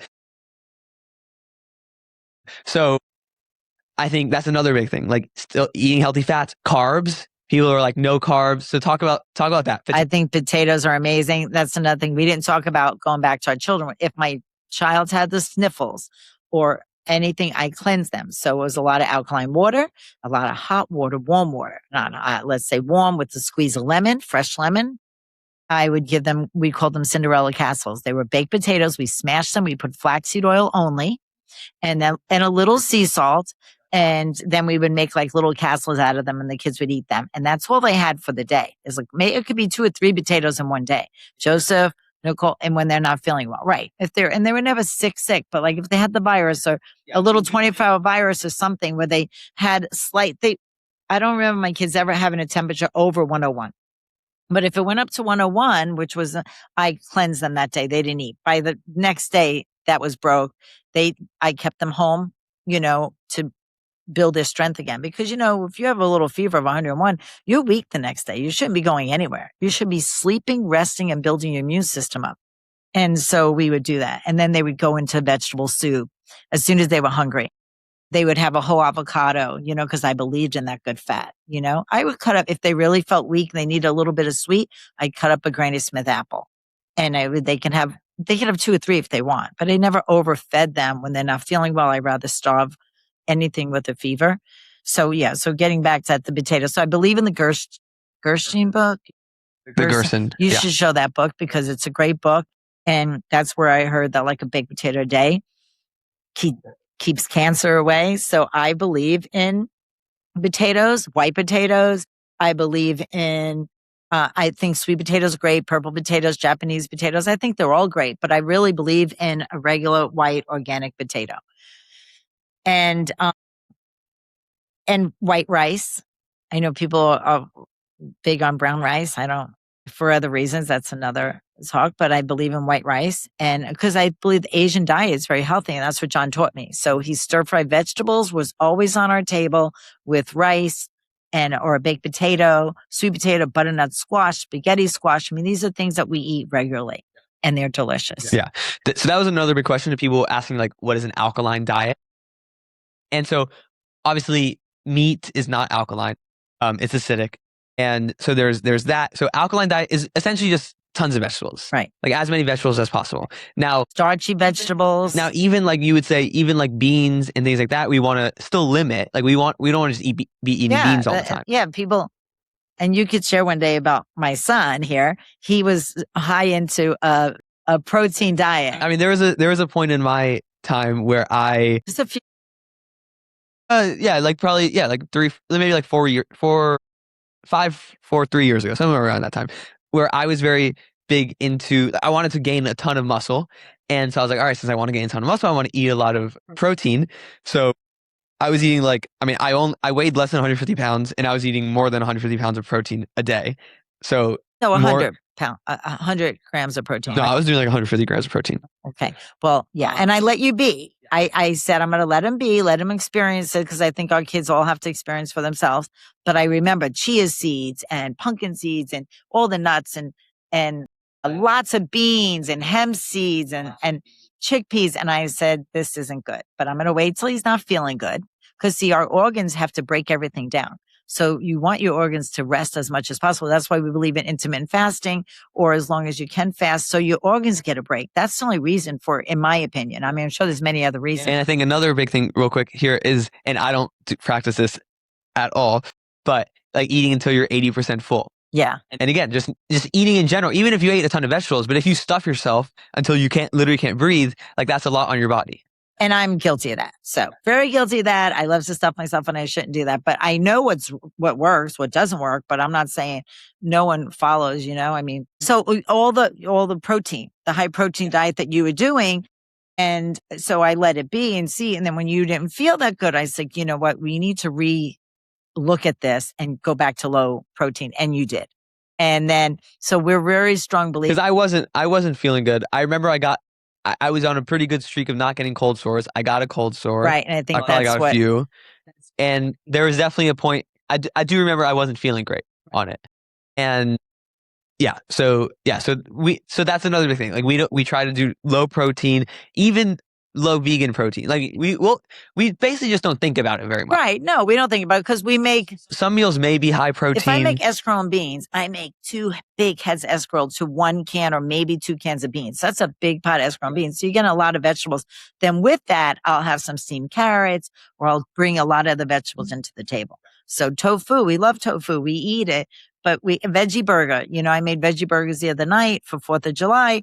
And you had a couple of veggie burgers, but we also smothered it with onions and zucchini and a potato salad that we made. So we're putting a lot of vegetables with it. And I'm going to just touch on one point because I know a lot of people will be like, oh, well, like you need to build muscle and muscle is very healthy and all this. And I agree, muscle is healthy. We do not need to be building as much muscle as we think we need to be building. Again, you go look at the blue zones, look at these centenarians, look at anyone who's 100 years old right now. They do not have a lot of muscle, nor probably did they ever have a ton of muscle when they were younger as well. Because obviously you do lose muscle as you grow old, so they're not going to be huge, obviously. But even when you look at them throughout their life, they probably didn't have very much muscle.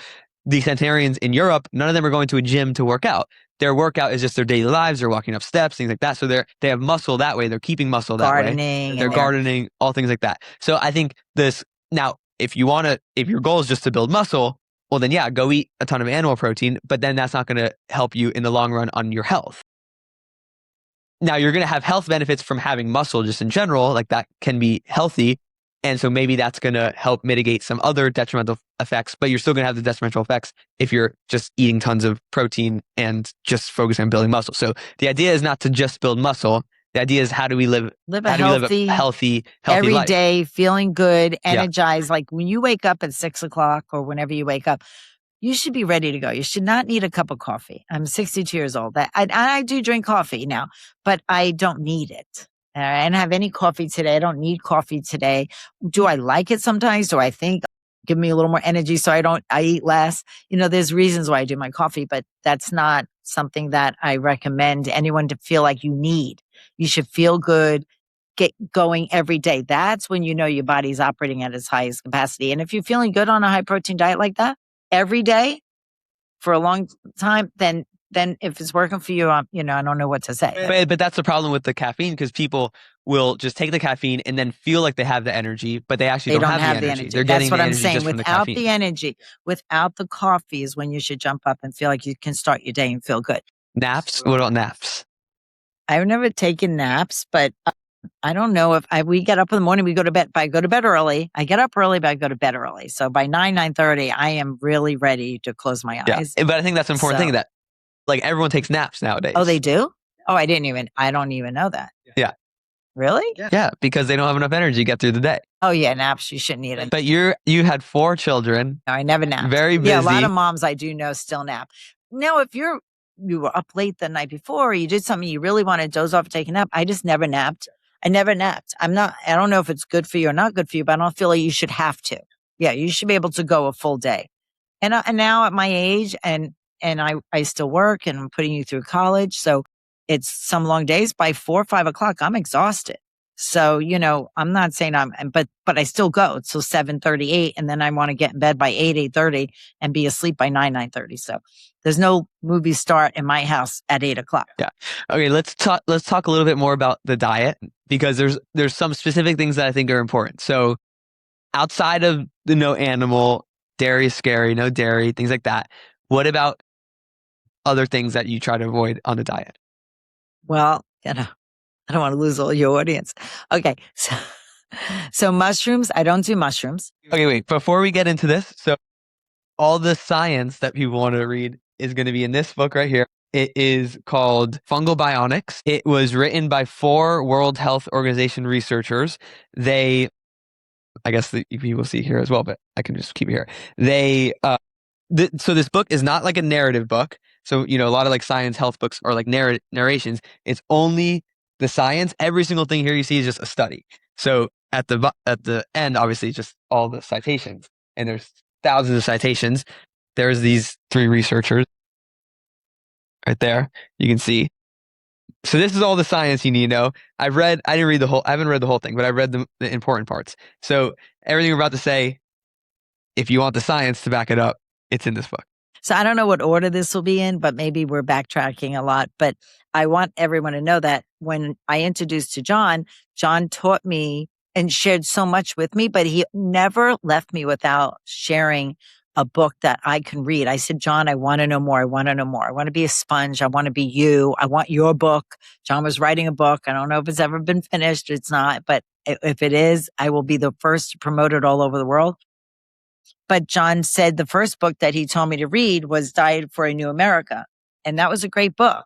Now it's not just the start of it. It was just a touch. It was a lot of good information in there. So I read that and learned from there. And then I went to Hippocrates. So that was a book that I also bought there because I thought there was a lot of good in there. Now that's not something I promote highly anymore because I believe more in cooked vegetables and the raw. And that's has to be learned. Like I said, this is a learning process, what works for you and what works for us. So Hippocrates is pretty much all raw foods, a lot of sprouts, which can be really beneficial. Yes. If it's fresh. Yeah. So can be moldy. My idea is, again, this goes back to fungal bionics, is that especially for sprouts, because sprouts can be very prone to mold. So I would never buy sprouts in a store. I would never eat those. If you want to do sprouts, because there can be a lot of benefits in terms of nutrient densities and all this stuff, is you would want to make it at your house and eat it like that day when it's done and still not even store it at your house. That would be the ideal. I don't believe in storing much scenario. Food. Yeah. Also, another book that I read a lot was Dr. Sherry Rogers. So it's a great book. I know a lot of people fight with depression. And it's funny when I struggled through some times in my life, and if I felt sad or any sadness, I knew right away I have to wake up the next day and cleanse. And as soon as I started cleanse, even if when my and I don't know, we didn't talk about your dad passing away, but when my son lost his father, obviously that was a devastation in his life. And I knew that as soon as he had 2 or 3 days of a lot of crying, a lot of sadness, I needed to cleanse him to get oxygen to the brain. And that's what I believe. So this book, Depression, Cured at Last from Sherry Rogers, is a great book if people are fighting that. I know people that take Xanax and medications for depression or have anxiety. When I was 40, when my mom passed, my anxiety levels were high because I adored her. And I remember John telling me, just put a cold bottle behind your neck or anything to take your anxiety down. I would put a rubber band. A friend of mine told me, and just pinch yourself, and that can help get your back. I know that sounds crazy, but I also knew the first thing John told me is get on your Bentonite and Psyllium and cleanse your body, and you will have no anxiety. Okay, everybody. So we had a little technical difficulties with the recording. So we're now just going to have one camera. It's going to be on my mom the rest of the time because I don't want you guys to just see the side of our face, because we're just the way we're positioned. So you're only going to see mom, but we're going to just pass the microphone between each other, and hopefully this will work. Apologies in advance. We're working with a non-professional setup. So we'll continue now. Okay, I believe we were talking about depression, and but I think one other thing I wanted to say was anxiety. It's not just depression, anxiety, all these things. Just I think has a big, and people probably don't realize this, but stems a lot from the diet that you were in. And I'll just say from my experience with my friends and stuff, all my friends, they eat junk food and don't even care about their diet at all. And then you wonder why you have brain fog, or you wonder why you are not just depressed and not happy. Not all my friends. Yeah, of course. Yeah. Charlie. Yeah. I'm just saying, the vast majority, but yeah. And they wonder all these things, why they're, and just even being happy and joyful and things like that, a lot of that comes from oxygenation to your brain. And the way you get oxygenation from one of them is eating a whole food diet. We'll talk alkaline diet. Yeah. And we'll talk about like, magnet therapy helps with that and all of it. But I think that's really important. So Sherry Rogers' book is great there. So Dr. Sherry Rogers, Depression Cured at Last, is a great book. In there talks about a lot of mold. And so I kept my kids on a mold-free diet. So I was really strict about bread was only yeast-free bread. Now we go to an Italian bakery once, maybe every couple of months, and we'll get a loaf of sourdough bread and enjoy it with some, delicious breakfast, tofu scramble, whatever we make. But I also, 99%, they only had yeast-free bread because I didn't believe in the yeast. Also, it's in beer and people drink beer. So yeah, she talks about that. Antibiotics are full of, you messes up your gut. So you need probiotics to balance that. So I think depression is really important that we cleanse our body when we're feeling depressed or anxiety before we're running to a therapist and they're putting you on Xanax or whatever, antidepressants or whatever people take. I think it all can be avoided if you cleanse your body. You can get 7-day cleanse with Sony's. You can try that. You'll feel better within the 3rd day. Now, you might get some migraines cleansing because your body might be very toxic. So it depends on how toxic you are. But eventually, it's going to clear out and you're going to feel amazing. Another book, You Are What You Eat. It's a great book from Sherry Rogers. I'm a big believer in her. The China studies was also #1. I guess you might want to talk about that. But is your cardiologist killing you? I think it's really important that, again, cardiologists will save our lives. I'm not against them. By no means is that what I'm saying. But we also don't want them to be just saying, okay, because they're not home with you. They can't see what's in your refrigerator and all that. So they're just saying, here, take this and keep you going. But is it really keeping you going and how? So I'm not for like cholesterol medications, statins and all that, or blood pressure medication, water pills, all that stuff. A water pill, you could eat cucumbers. It's a diuretic. And you will, go to the bathroom lots of times. So another thing we talk about is stress. So Grand Master Lowe is amazing. And he is stress reliever. So stress can kill us. We know that. And we all have stress in our body. We all have stress in our life. I mean, so that's something that he talks about, the Lowe cleanse and things like that, deep breathing, meditation. We all know about that. So again, though, getting back to when we're stressed, diet is a big part of that. Not saying it's all of it. By no means. The meditation helps, and rest and sleep, alcohol, big one to not feel good the next day, So again, I'm not going to take alcohol away from anyone. If it makes you happy, do it in moderation. But just know that if you're starting to feel that way, cut it out and see how you feel. And it will. So, and I wanted to talk about one more thing before we end is aromatic stretching. If you listen to John Galamaga's podcast with Jono, he talks a lot about aromatics, I think. And I had a torn meniscus back when my son was being bar mitzvahed, actually. And I remember having my leg, I was almost on crutches walking with it. And I went to an orthopedic and he said, oh, you'll need surgery on this. This is a trauma, you can't heal this. And he says, I'll schedule your surgery in 2 weeks. And I walked out and I ripped up the prescription. I went home and I called John, and John came over and stretched and did aromatic stretching. And within a month, now I had to see John like once or twice a week. Maybe I had 3 times a week. I don't remember exactly. But within a couple of months, I was walking 20,000 steps a day, was fine. My knees are perfect, in great condition, but I honestly was really, really bad. And I was just so tight. And the tighter you are and the more you continue your daily life is when you start to do damage. And I want to say one point on that. So I think, a lot of people will say that that like surgery is required in like all scenarios. And that's definitely not the case. Now, surgery at some scenarios, like surgery is obviously going to be required, but there's so many surgeries that can be absolutely prevented. Aromatic stretching is one of the best ways to do that. John and I talk about surgical preventions with AIS, aromatic stretching, active isolated stretching. So that's definitely a big one there. And you obviously heard it from my mom. She did not need the meniscus surgery, even though the doctor said that it has to be required in order for you to start walking better again. And she just stretched and all better, just like that. And I didn't just stretch. Obviously, I had to go on a cleanse. So John said, cleanse your body, because the more alkaline my body, the more inflammation. So your inflammation comes down when you're cleansing. So I did bentonite and psyllium every morning and every night. I did nano greens, which we can share. That's just what we do. It's not like Sean makes money on any of that. We're just sharing this stuff. And I did nanogreens and I did pots of vegetable soup, ratatouille, lots of vegetables, and just get to an alkaline state. So then my body can start to heal itself. So whenever we're not in an alkaline state, our body's has a hard time healing itself. And then of course, John with the stretching was my number one, but all the others he told me would have to come together. So Epsom salt baths, things like that. So, all right, we went through those books. Those are amazing books. Everyone should go get and read more if they want to dive into either, like any of the things that we touched on about those books.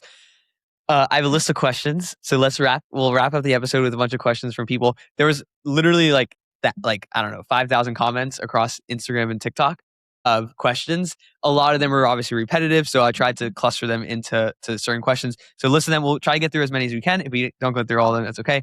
But we'll get through as many as we can. The number one question I have, it'll be a simple answer. So I'll just have you touch on it.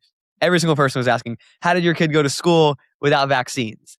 People don't understand that you can go to school without vaccines, even though it says requires. Now, I know in California, I'm pretty sure in California, they do not take any exemptions. So you have to get vaccines if you want your kid to go to school. Now, you can homeschool a kid and they won't have to get vaccines, obviously. But that's California, maybe a couple states, but I know California for sure. We live in Florida. So yeah, so like you said, we had a religious exemption. And that was it. It was simple. I went with the religious exemption and files it in the school. They keep it in their file. And then we went for the yearly checkup. They do regular checkup. And then they just cross off on the vaccine form. They just put X in it and brought it to school. Yeah. No problem. And I'll say one other thing for people. So I'm in college right now. I was in a class last semester that we worked with lab animals. I know my face is blurry because it's focused on you, Mama, not me, but it's okay. Oh, there, I'm focused now. we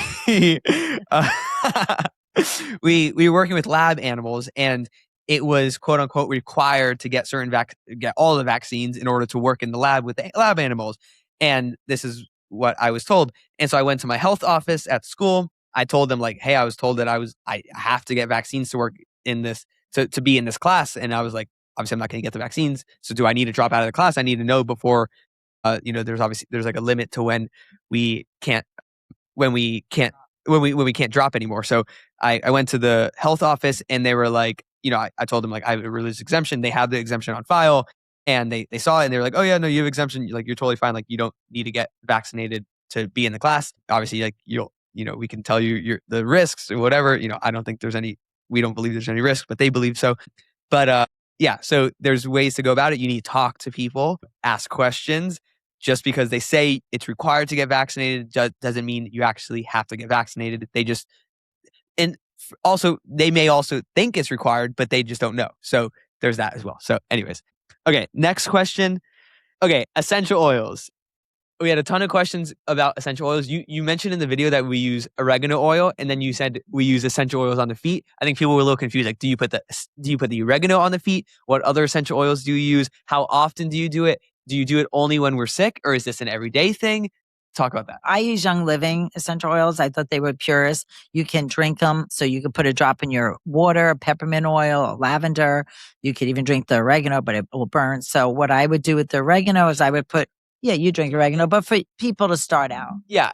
When you're starting out, maybe don't drink it. But if I ever have a sore throat, especially now, like up in college as an adult, not as don't do it for a baby, but as an adult, I'll do hot water and lemon and like literally maybe 1, maybe 2 drops of oregano oil in like a 12-ounce glass of hot water and lemon. So that's what I would.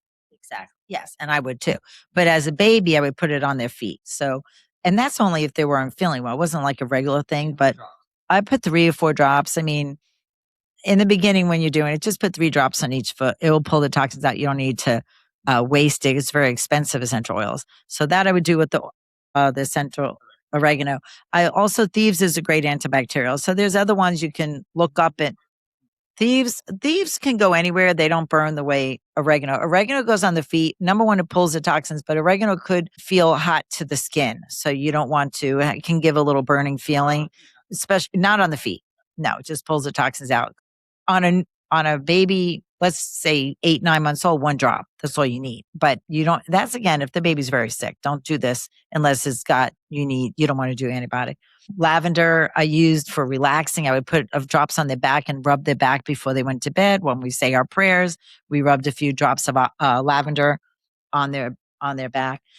Peppermint would always be on the neck. If anyone feeling any stress or before my kids had exams and stuff, I put a few peppermint drops on their neck or the back of their neck and rub it in. What other lavender, lemon? I use lemon drops for our water. People will cook. So I would have like 30, different essential oils, but the main ones I used was oregano, lavender, peppermint. Those are basically the ones that are standard in my house all the time.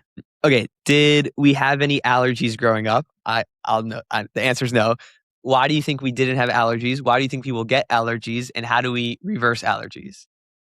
Well, I believe that allergies is they call it allergies, but I'm just saying your body's trying to detox this toxins out of there. So out of your skin, whether it's eczema, this or that, it's just a toxic environment they're living in. So you need to cleanse your body. When people go on antibiotic, the antibiotics are causing the fungus and you need probiotics for that and stuff like that. So we know my children had no allergies. They could eat, drink, whatever they want. But I did sell the school that my kids were allergic to dairy because I didn't want them to dare risk it. I didn't want Cheez-Its, crackers because they had cheese in or whatever. And so I was pretty strict. So I would say, oh, they're allergic to dairy, but it's just easier to get through life sometimes that way. But they have no allergies to anything, never did. And if they did now, when you're at Davidson and the pollen is in the air, Jono's like, Mom, it's been affecting my eyes. I said, well, you need to detox. I will say this when they were 5 years old. I will say this when he's 21 years old now. So you need to detox and cleanse your body, and your body will handle the pollen and different things that cause allergies. I will say about the pollen. Yeah. So my freshman year of college, when I had the pollen, my eyes were like really, really bad. I didn't take any medication or anything, but they were really bad. I just thought your body handles it, whatever. But then this year, the pollen was actually worse, but my allergies was much, much better. Yeah, for sure. Yeah. Exactly. Yeah. So if anyone didn't hear that, my mom was just saying, it's second year, so the stress levels were less and all that kind of stuff. Okay, great. That was, okay, allergies. Okay, let's talk about daycare. So we didn't go to daycare, but we did go to Mommy and Me, and we were around kids growing up. I went to pre-K. I was out of school with tons of kids in the classroom all the time, sick kids a lot of the times. I want to touch on two things. One, I guess let's talk about the story about the chicken pox, but then also just how do you navigate, like for a mom who is focused on the child's health, because yes, if you're going to a daycare with around a bunch of sick people and you're also not, your child's not living a healthy lifestyle and you're just living a standard American lifestyle, well then maybe you're going to need to take certain things and do the standard American approach. But let's say for a mom who is focused on their child's health, but also is bringing them to an environment where there's a lot of kids and maybe a lot of kids are sick, what is your suggestion there? And then you can talk about the scenario with the chickenpox for us. Yeah. Well, it's really hard for me because I don't believe in ever keeping my kids away from other kids or sick kids. But again, because their I was always 24/7 focused on keeping your immune system strong, whether it's through your diet. Like I said, it's a full circle. The pool wasn't chlorinated. All those things happen. The sauna, the magnet beds that we slept on, it pulls toxins out. Epsom salt baths. There's a list of things that we could do. We did Sonies at night because the Sonies is cleaning the colon. So when your colon's clean, your body is functioning on the highest level. Yeah. So Natalie, this is really, it wasn't just with Natalie, but my daughter, Natalie, our neighbor had the chickenpox. And he would come over and the parents said, stay away from Natalie. And I said, no, it's fine. So they played and Natalie didn't get them with, playing with the kid with chickenpox. But my Pinecrest called me and said, there's been an outbreak of chickenpox. You want to keep the kids home because they haven't been vaccinated. I said, no, my kids can go to school. There's no problem. I'm not worried. And she goes, no, Rosebud, and they were very good to me. I had 4 kids go through the school and they said, no, it's excused if you keep them home. I said, no, they'll be there. My kids never got the chickenpox, and chickenpox went around every kid that was vaccinated with the chickenpox. So that helped me know that what I was doing was on the right track. Cause you can doubt yourself. And I know there's a lot of moms out there that are doubting themselves about this whole thing. I know it's very hard. There were times, like I said, I think in our little quick, that my doctor, I said, am I doing an injustice to my child? I live for them and their health and their well-being and their happiness. And he said, no, keep doing what you're doing. And he made me feel better because it's tough. It's a tough thing. You read all these books and you learn a lot, but you also can doubt yourself. Okay, this isn't on the next thing, but it's coming up here. But let's see. Daycare. Okay, we got that. Discuss alkaline diet. I think we pretty much did that. Maybe like, no, I mean, it's just the same thing for the kids. Like it was the same thing. Like alkaline diet. We drank green drinks a ton. That was like one of the first things. Like after breast milk, I had green drinks. Okay, so like, yeah, it's pretty much everything we discussed. All right, what to do when you catch a flu? Do you think is there anything you want to touch on there? Yeah, I mean, Everything we were talking. yeah, obviously I don't believe in flu vaccines. And so if you felt like you got the flu, I don't know what the symptoms are of flu, like fever or whatever. It's the same thing. You just alkaline your diet. I believe you can get sick. I mean, you can definitely catch something, I guess, especially immune system's down. You just got to stay in bed, cleanse your body, eat potatoes, eat vegetables, rest, take some Epsom salt baths if you can.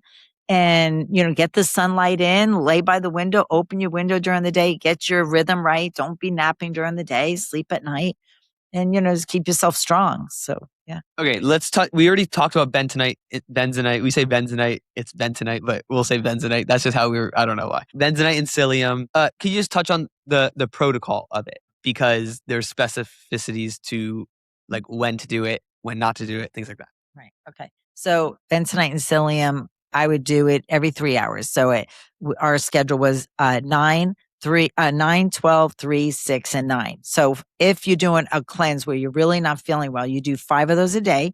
So at 9, you take it. At 10:30, an hour and a half later, you take a green drink. At 12, you take a Sony's. At 1:30, you take a green drink. At 3, you take Sony's. At 4:30, and so on.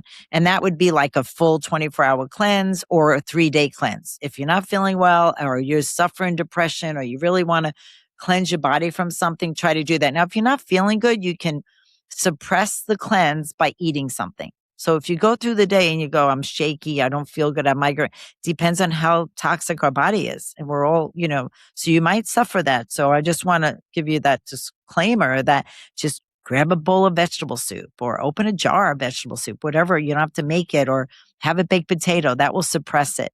Or cut up an apple. Granny Smith apple is the lowest in sugar. That's the best one I recommend. And then that's the Sony's. That would be a cleanse. You could do it for 5 days. But if you're also just doing it for prevention maintenance, me and Jono do it now. We'll drink 1 in the morning, 1 at night. And just to keep your body cleansed. But if we weren't feeling good, we'd have 3 or 4 in one day and have vegetable soup with it. Right. That's what I said. So at 9, at 10:30, have your green drink, an hour and a half. Oh, yeah. Right. Right. If you're taking a Sony's in the morning, we don't need for an hour and a half, 2 hours, and then you have your breakfast. And at night, if you eat dinner at 6, like by 8, you could take a Sony's. And then just the reason for that there is that the bentonite will take up everything. So it'll take up heavy metals, it'll take up pesticides, it'll take up mold and mycotoxins, but it'll also take up the good nutrition from a food. So you don't want to do that. Although if you eat something really bad for you, then it could potentially be really good to take the bentonite right afterwards. Oil of oregano, we touched on that. I mean, we touched on this. How old are you? 62, turning 62 soon.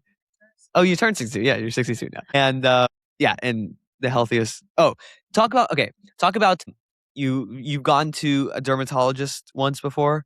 Okay, you've gone to a dermatologist once. They check your skin. Let's talk about that. Talk about the breast cancer. I mean, we already talked about that. No breast cancer, but you did mammogram, nothing there. Like what other doctor experiences have you had where they're like, oh, you're perfect, and like that. I just wanted to hear about like your own personal health. So I've only been medical doctors, and my blood pressure's always been very, very low, to almost not such a good thing. Sometimes I like it to be a little higher. It's like it was 110 over 65, 70. But now pretty much at my age, I've been running a regular 115 over 70, 75. So that's good. And that's a blessing. And I've never had any, I have no blood work problems. I went to a dermatologist because I took my husband to a dermatologist. He had some skin. He was a boater and he, enjoyed his bad food. I was going to say enjoy his drinks and all that. Tons of seed oils, baking in the sun. And he definitely got some skin things that just have to be removed. I think many people have that. I don't know so he did that. So when I was with him, at the dermatologist. She said, have you ever been checked? And I said, no. She goes, well, I know you have the olive complexion and you're Italian, but you should have a scan. So I said, sure, I'll schedule it. So like a year later. So I went in for a body scan and it was clear. And it was my first time. And I was probably 58. Well, oh no, maybe 6. It was probably a couple of years ago, maybe 3 years ago, maybe like 59. That was for the first time in my life. And I haven't gone back. And I'm not saying I wouldn't, but I don't see a need to. If I see something, I would go, Yeah, there was a little mark. She goes, well, this could be a possibility and I can scrape it or burn it. I could zap it. I guess they burn it. I said, no. I said, why don't you, send it out? Which way? I don't want anything scraped. She goes, well, there's a tape test. If you want, we could put the tape down, I guess they get the cells from it, send it in. And if it's negative, I said, if it's something bad, then you can zap it. But right now, that's how we'll test it. It came back negative. So she would have zapped me for burn it or whatever they do for nothing. So yeah. And that was it. It was one thing, that I couldn't see on my back. So I just wanted her to, you could definitely test it. I want to know. Dermatologist, gynecologist. I used to go to gynecologists. I stopped that. A gynecologist for women. And I had my children, so I always went to my OB with my midwife, but I used to go yearly for a yearly checkup, but I realized I'll just do my self-exam for my breasts and I just don't go anymore. I don't think you have to at a certain age. Maybe you do, but I remember my midwife telling me you don't need to come every 5 years. So maybe I should go. It's probably been 5 years, but everything was always negative. So, my calcium score is 0. I did do a calcium score, which kind of regret sometimes because I didn't realize it's radiation, but I wanted my husband to have one and I wanted to make sure he was okay and his was a little elevated. So I had mine and mine was 0, but that's what you wish for. And I think most people are 0, but there's a lot of people that, you got to watch the calcium score. Let's see. Talk about allergies. How did you know all about this? John Galamaga, we talked about that. This is a good one. Jaundice remedy for babies who have jaundice. What would you do? I think now mostly the sun, just natural sunlight. Always put the changing table. I did that naturally anyway, but put the changing table by the sun and let them get a lot of sun, a lot of liquid. Don't be dehydrated as a pregnant woman. My children had jaundice, so I'm guilty of it, but I don't know if I knew the power of water and how much, to stay, clean a diet, the better. So they were touched with, Jana was the only one that didn't have jaundice actually, which is funny because I was so old, but my other ones did, but I put them in the sun. Joe was a little higher in jaundice and I just, put him in the sun as much as possible. Okay, let's see. Replacements for Tylenol for high fevers / what would you do when we get a fever? I think we talked on this, just a lot of rest. So I believe in fever because fever is burning out the infection. So I don't want to suppress a fever. Obviously, if it went over 103, I don't know. I don't have that experience. So, but up to 102, 103, I wouldn't be suppressing the fever with Tylenol, but I know it's hard for a mom. So, I don't want to give advice there, but I never had that experience. But again, I would wrap my kids up, keep them warm, drinking. They would have Asonis. I would probably put oregano drops on their feet maybe 3 or 4 times a day because I want to pull the toxins out as fast as possible. My kids also sleep on a magnet bed. And John can put down some information on the magnet bed that I purchased from because that's also detoxifying them. Okay, let's see. Sauna protocols we did. This is just, I think, last thing. Did you ever get any pushback for raising your children vegan? If so, how did you respond to this? And it really just, let's say pushback for anything. I think the vegan maybe was a bigger one, but just, did you ever get pushback for anything of how you raise your children? And if so, how did you deal with that? Pushback as far as losing friends and things like that? Or, I mean, yeah, like it was a struggle. It wasn't easy. I know any vegan parents out there, that kids going on play dates and birthday parties, but I had some friends when they heard that my children weren't vaccinated that didn't want their kids near them. And that was sad. And what's funny, and I won't be here to name any names, but like my son couldn't play with somebody and now they're best friends today as they got older because the parents were just scared. And the parents, again, were just protecting their kids. We all come from the love of our heart doing the right thing. So whether we're vaccinating, whether we're feeding our children high protein diets or candy or thinking it's all okay, listen, a little bit of everything. I never want to restrict. I never restrict my kids from candy. I remember Kit Kat. John would tell me the Kit Kats because of chocolate without the gooey corn syrup. Those candies I definitely restricted from. any corn syrup candies, which most all of those chewy candies have corn syrup. But we didn't give mushrooms. I said we didn't do mushrooms, we didn't do corn, and we didn't do yeast. Those were three things that I really raised. I stand behind. So yeast is in breads. Anything with mushrooms we didn't do because it's a fungus, and corn because it surrounds itself by mold the way it grows. So we didn't do that. But as far as getting back to your question, pushbacks, it was really hard. Like sometimes for people to be around you, they would be like, "What are you feeding your kids?" Or they might not, it wasn't a completely easy battle when it came to that. But I also, we did both faiths. So we were Christian and Jewish. And like I would put up a Christmas tree. Someone would come in that were Jewish and there was pushbacks on even that. So you can get pushback. They didn't want their kids over during Christmas time because there was a tree in my house. So there's always pushbacks. I didn't worry about, is what it is. I love my friends and I didn't want to lose them. And, we just carried on. Alrighty, Mama. Well, those are the questions. I'm sure there's plenty more that we didn't get to that people were asking, but we'll have to do a part 2. But before we close, is there anything else that you would like to share with my audience? Well, I'm very proud of my son, Jonathan, as you all will know, and all my children. My beautiful girls, Natalie, Nicole, and my son, Joseph and Jonathan, have just been the biggest blessings in my life. I lived for them. I lived to keep them healthy and happy and give them as much as I could. There's no perfect way of doing life. I made lots of mistakes in my life, and I just always geared to come and lead with love and lead with kindness. And I think lead with faith and always praise God that we have every day, and life is short. So live it to its fullest and live it to joy and happiness. But thank you all for listening. This has been fun. And my son and I have had lots of laughs doing this. All right, guys. Thank you so much for listening. More content with my mom will come out soon. Anyways, thank you guys and have a great rest of your day. Thank you for joining me for today's discussion with my mom.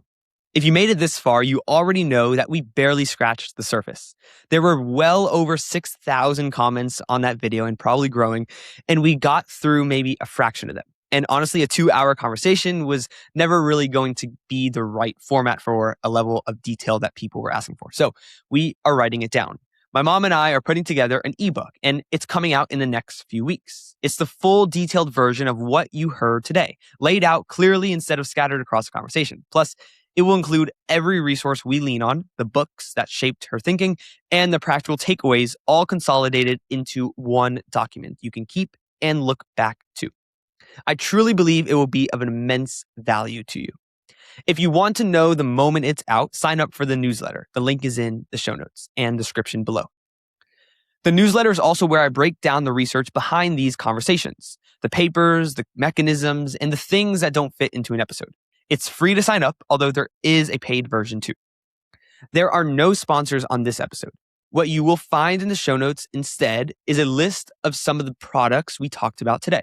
A few of them I have codes for, and a few I do not. It is not a complete list. The complete one will live in an ebook. The easiest way to support this show is free of cost. Subscribe on YouTube, follow on Spotify and Apple, and if you have 30 seconds, a rating or review makes a real difference for a show this size. And also, leave a comment. Tell me your thoughts on the episode, what questions you have, and anything else that comes to mind. If you want to get in contact with me, the best way is through Instagram. Feel free to DM me on there, and I'll try my best to respond in a timely manner. Thank you for listening to this episode, and again, keep questioning, stay curious, and take steps towards a healthier life.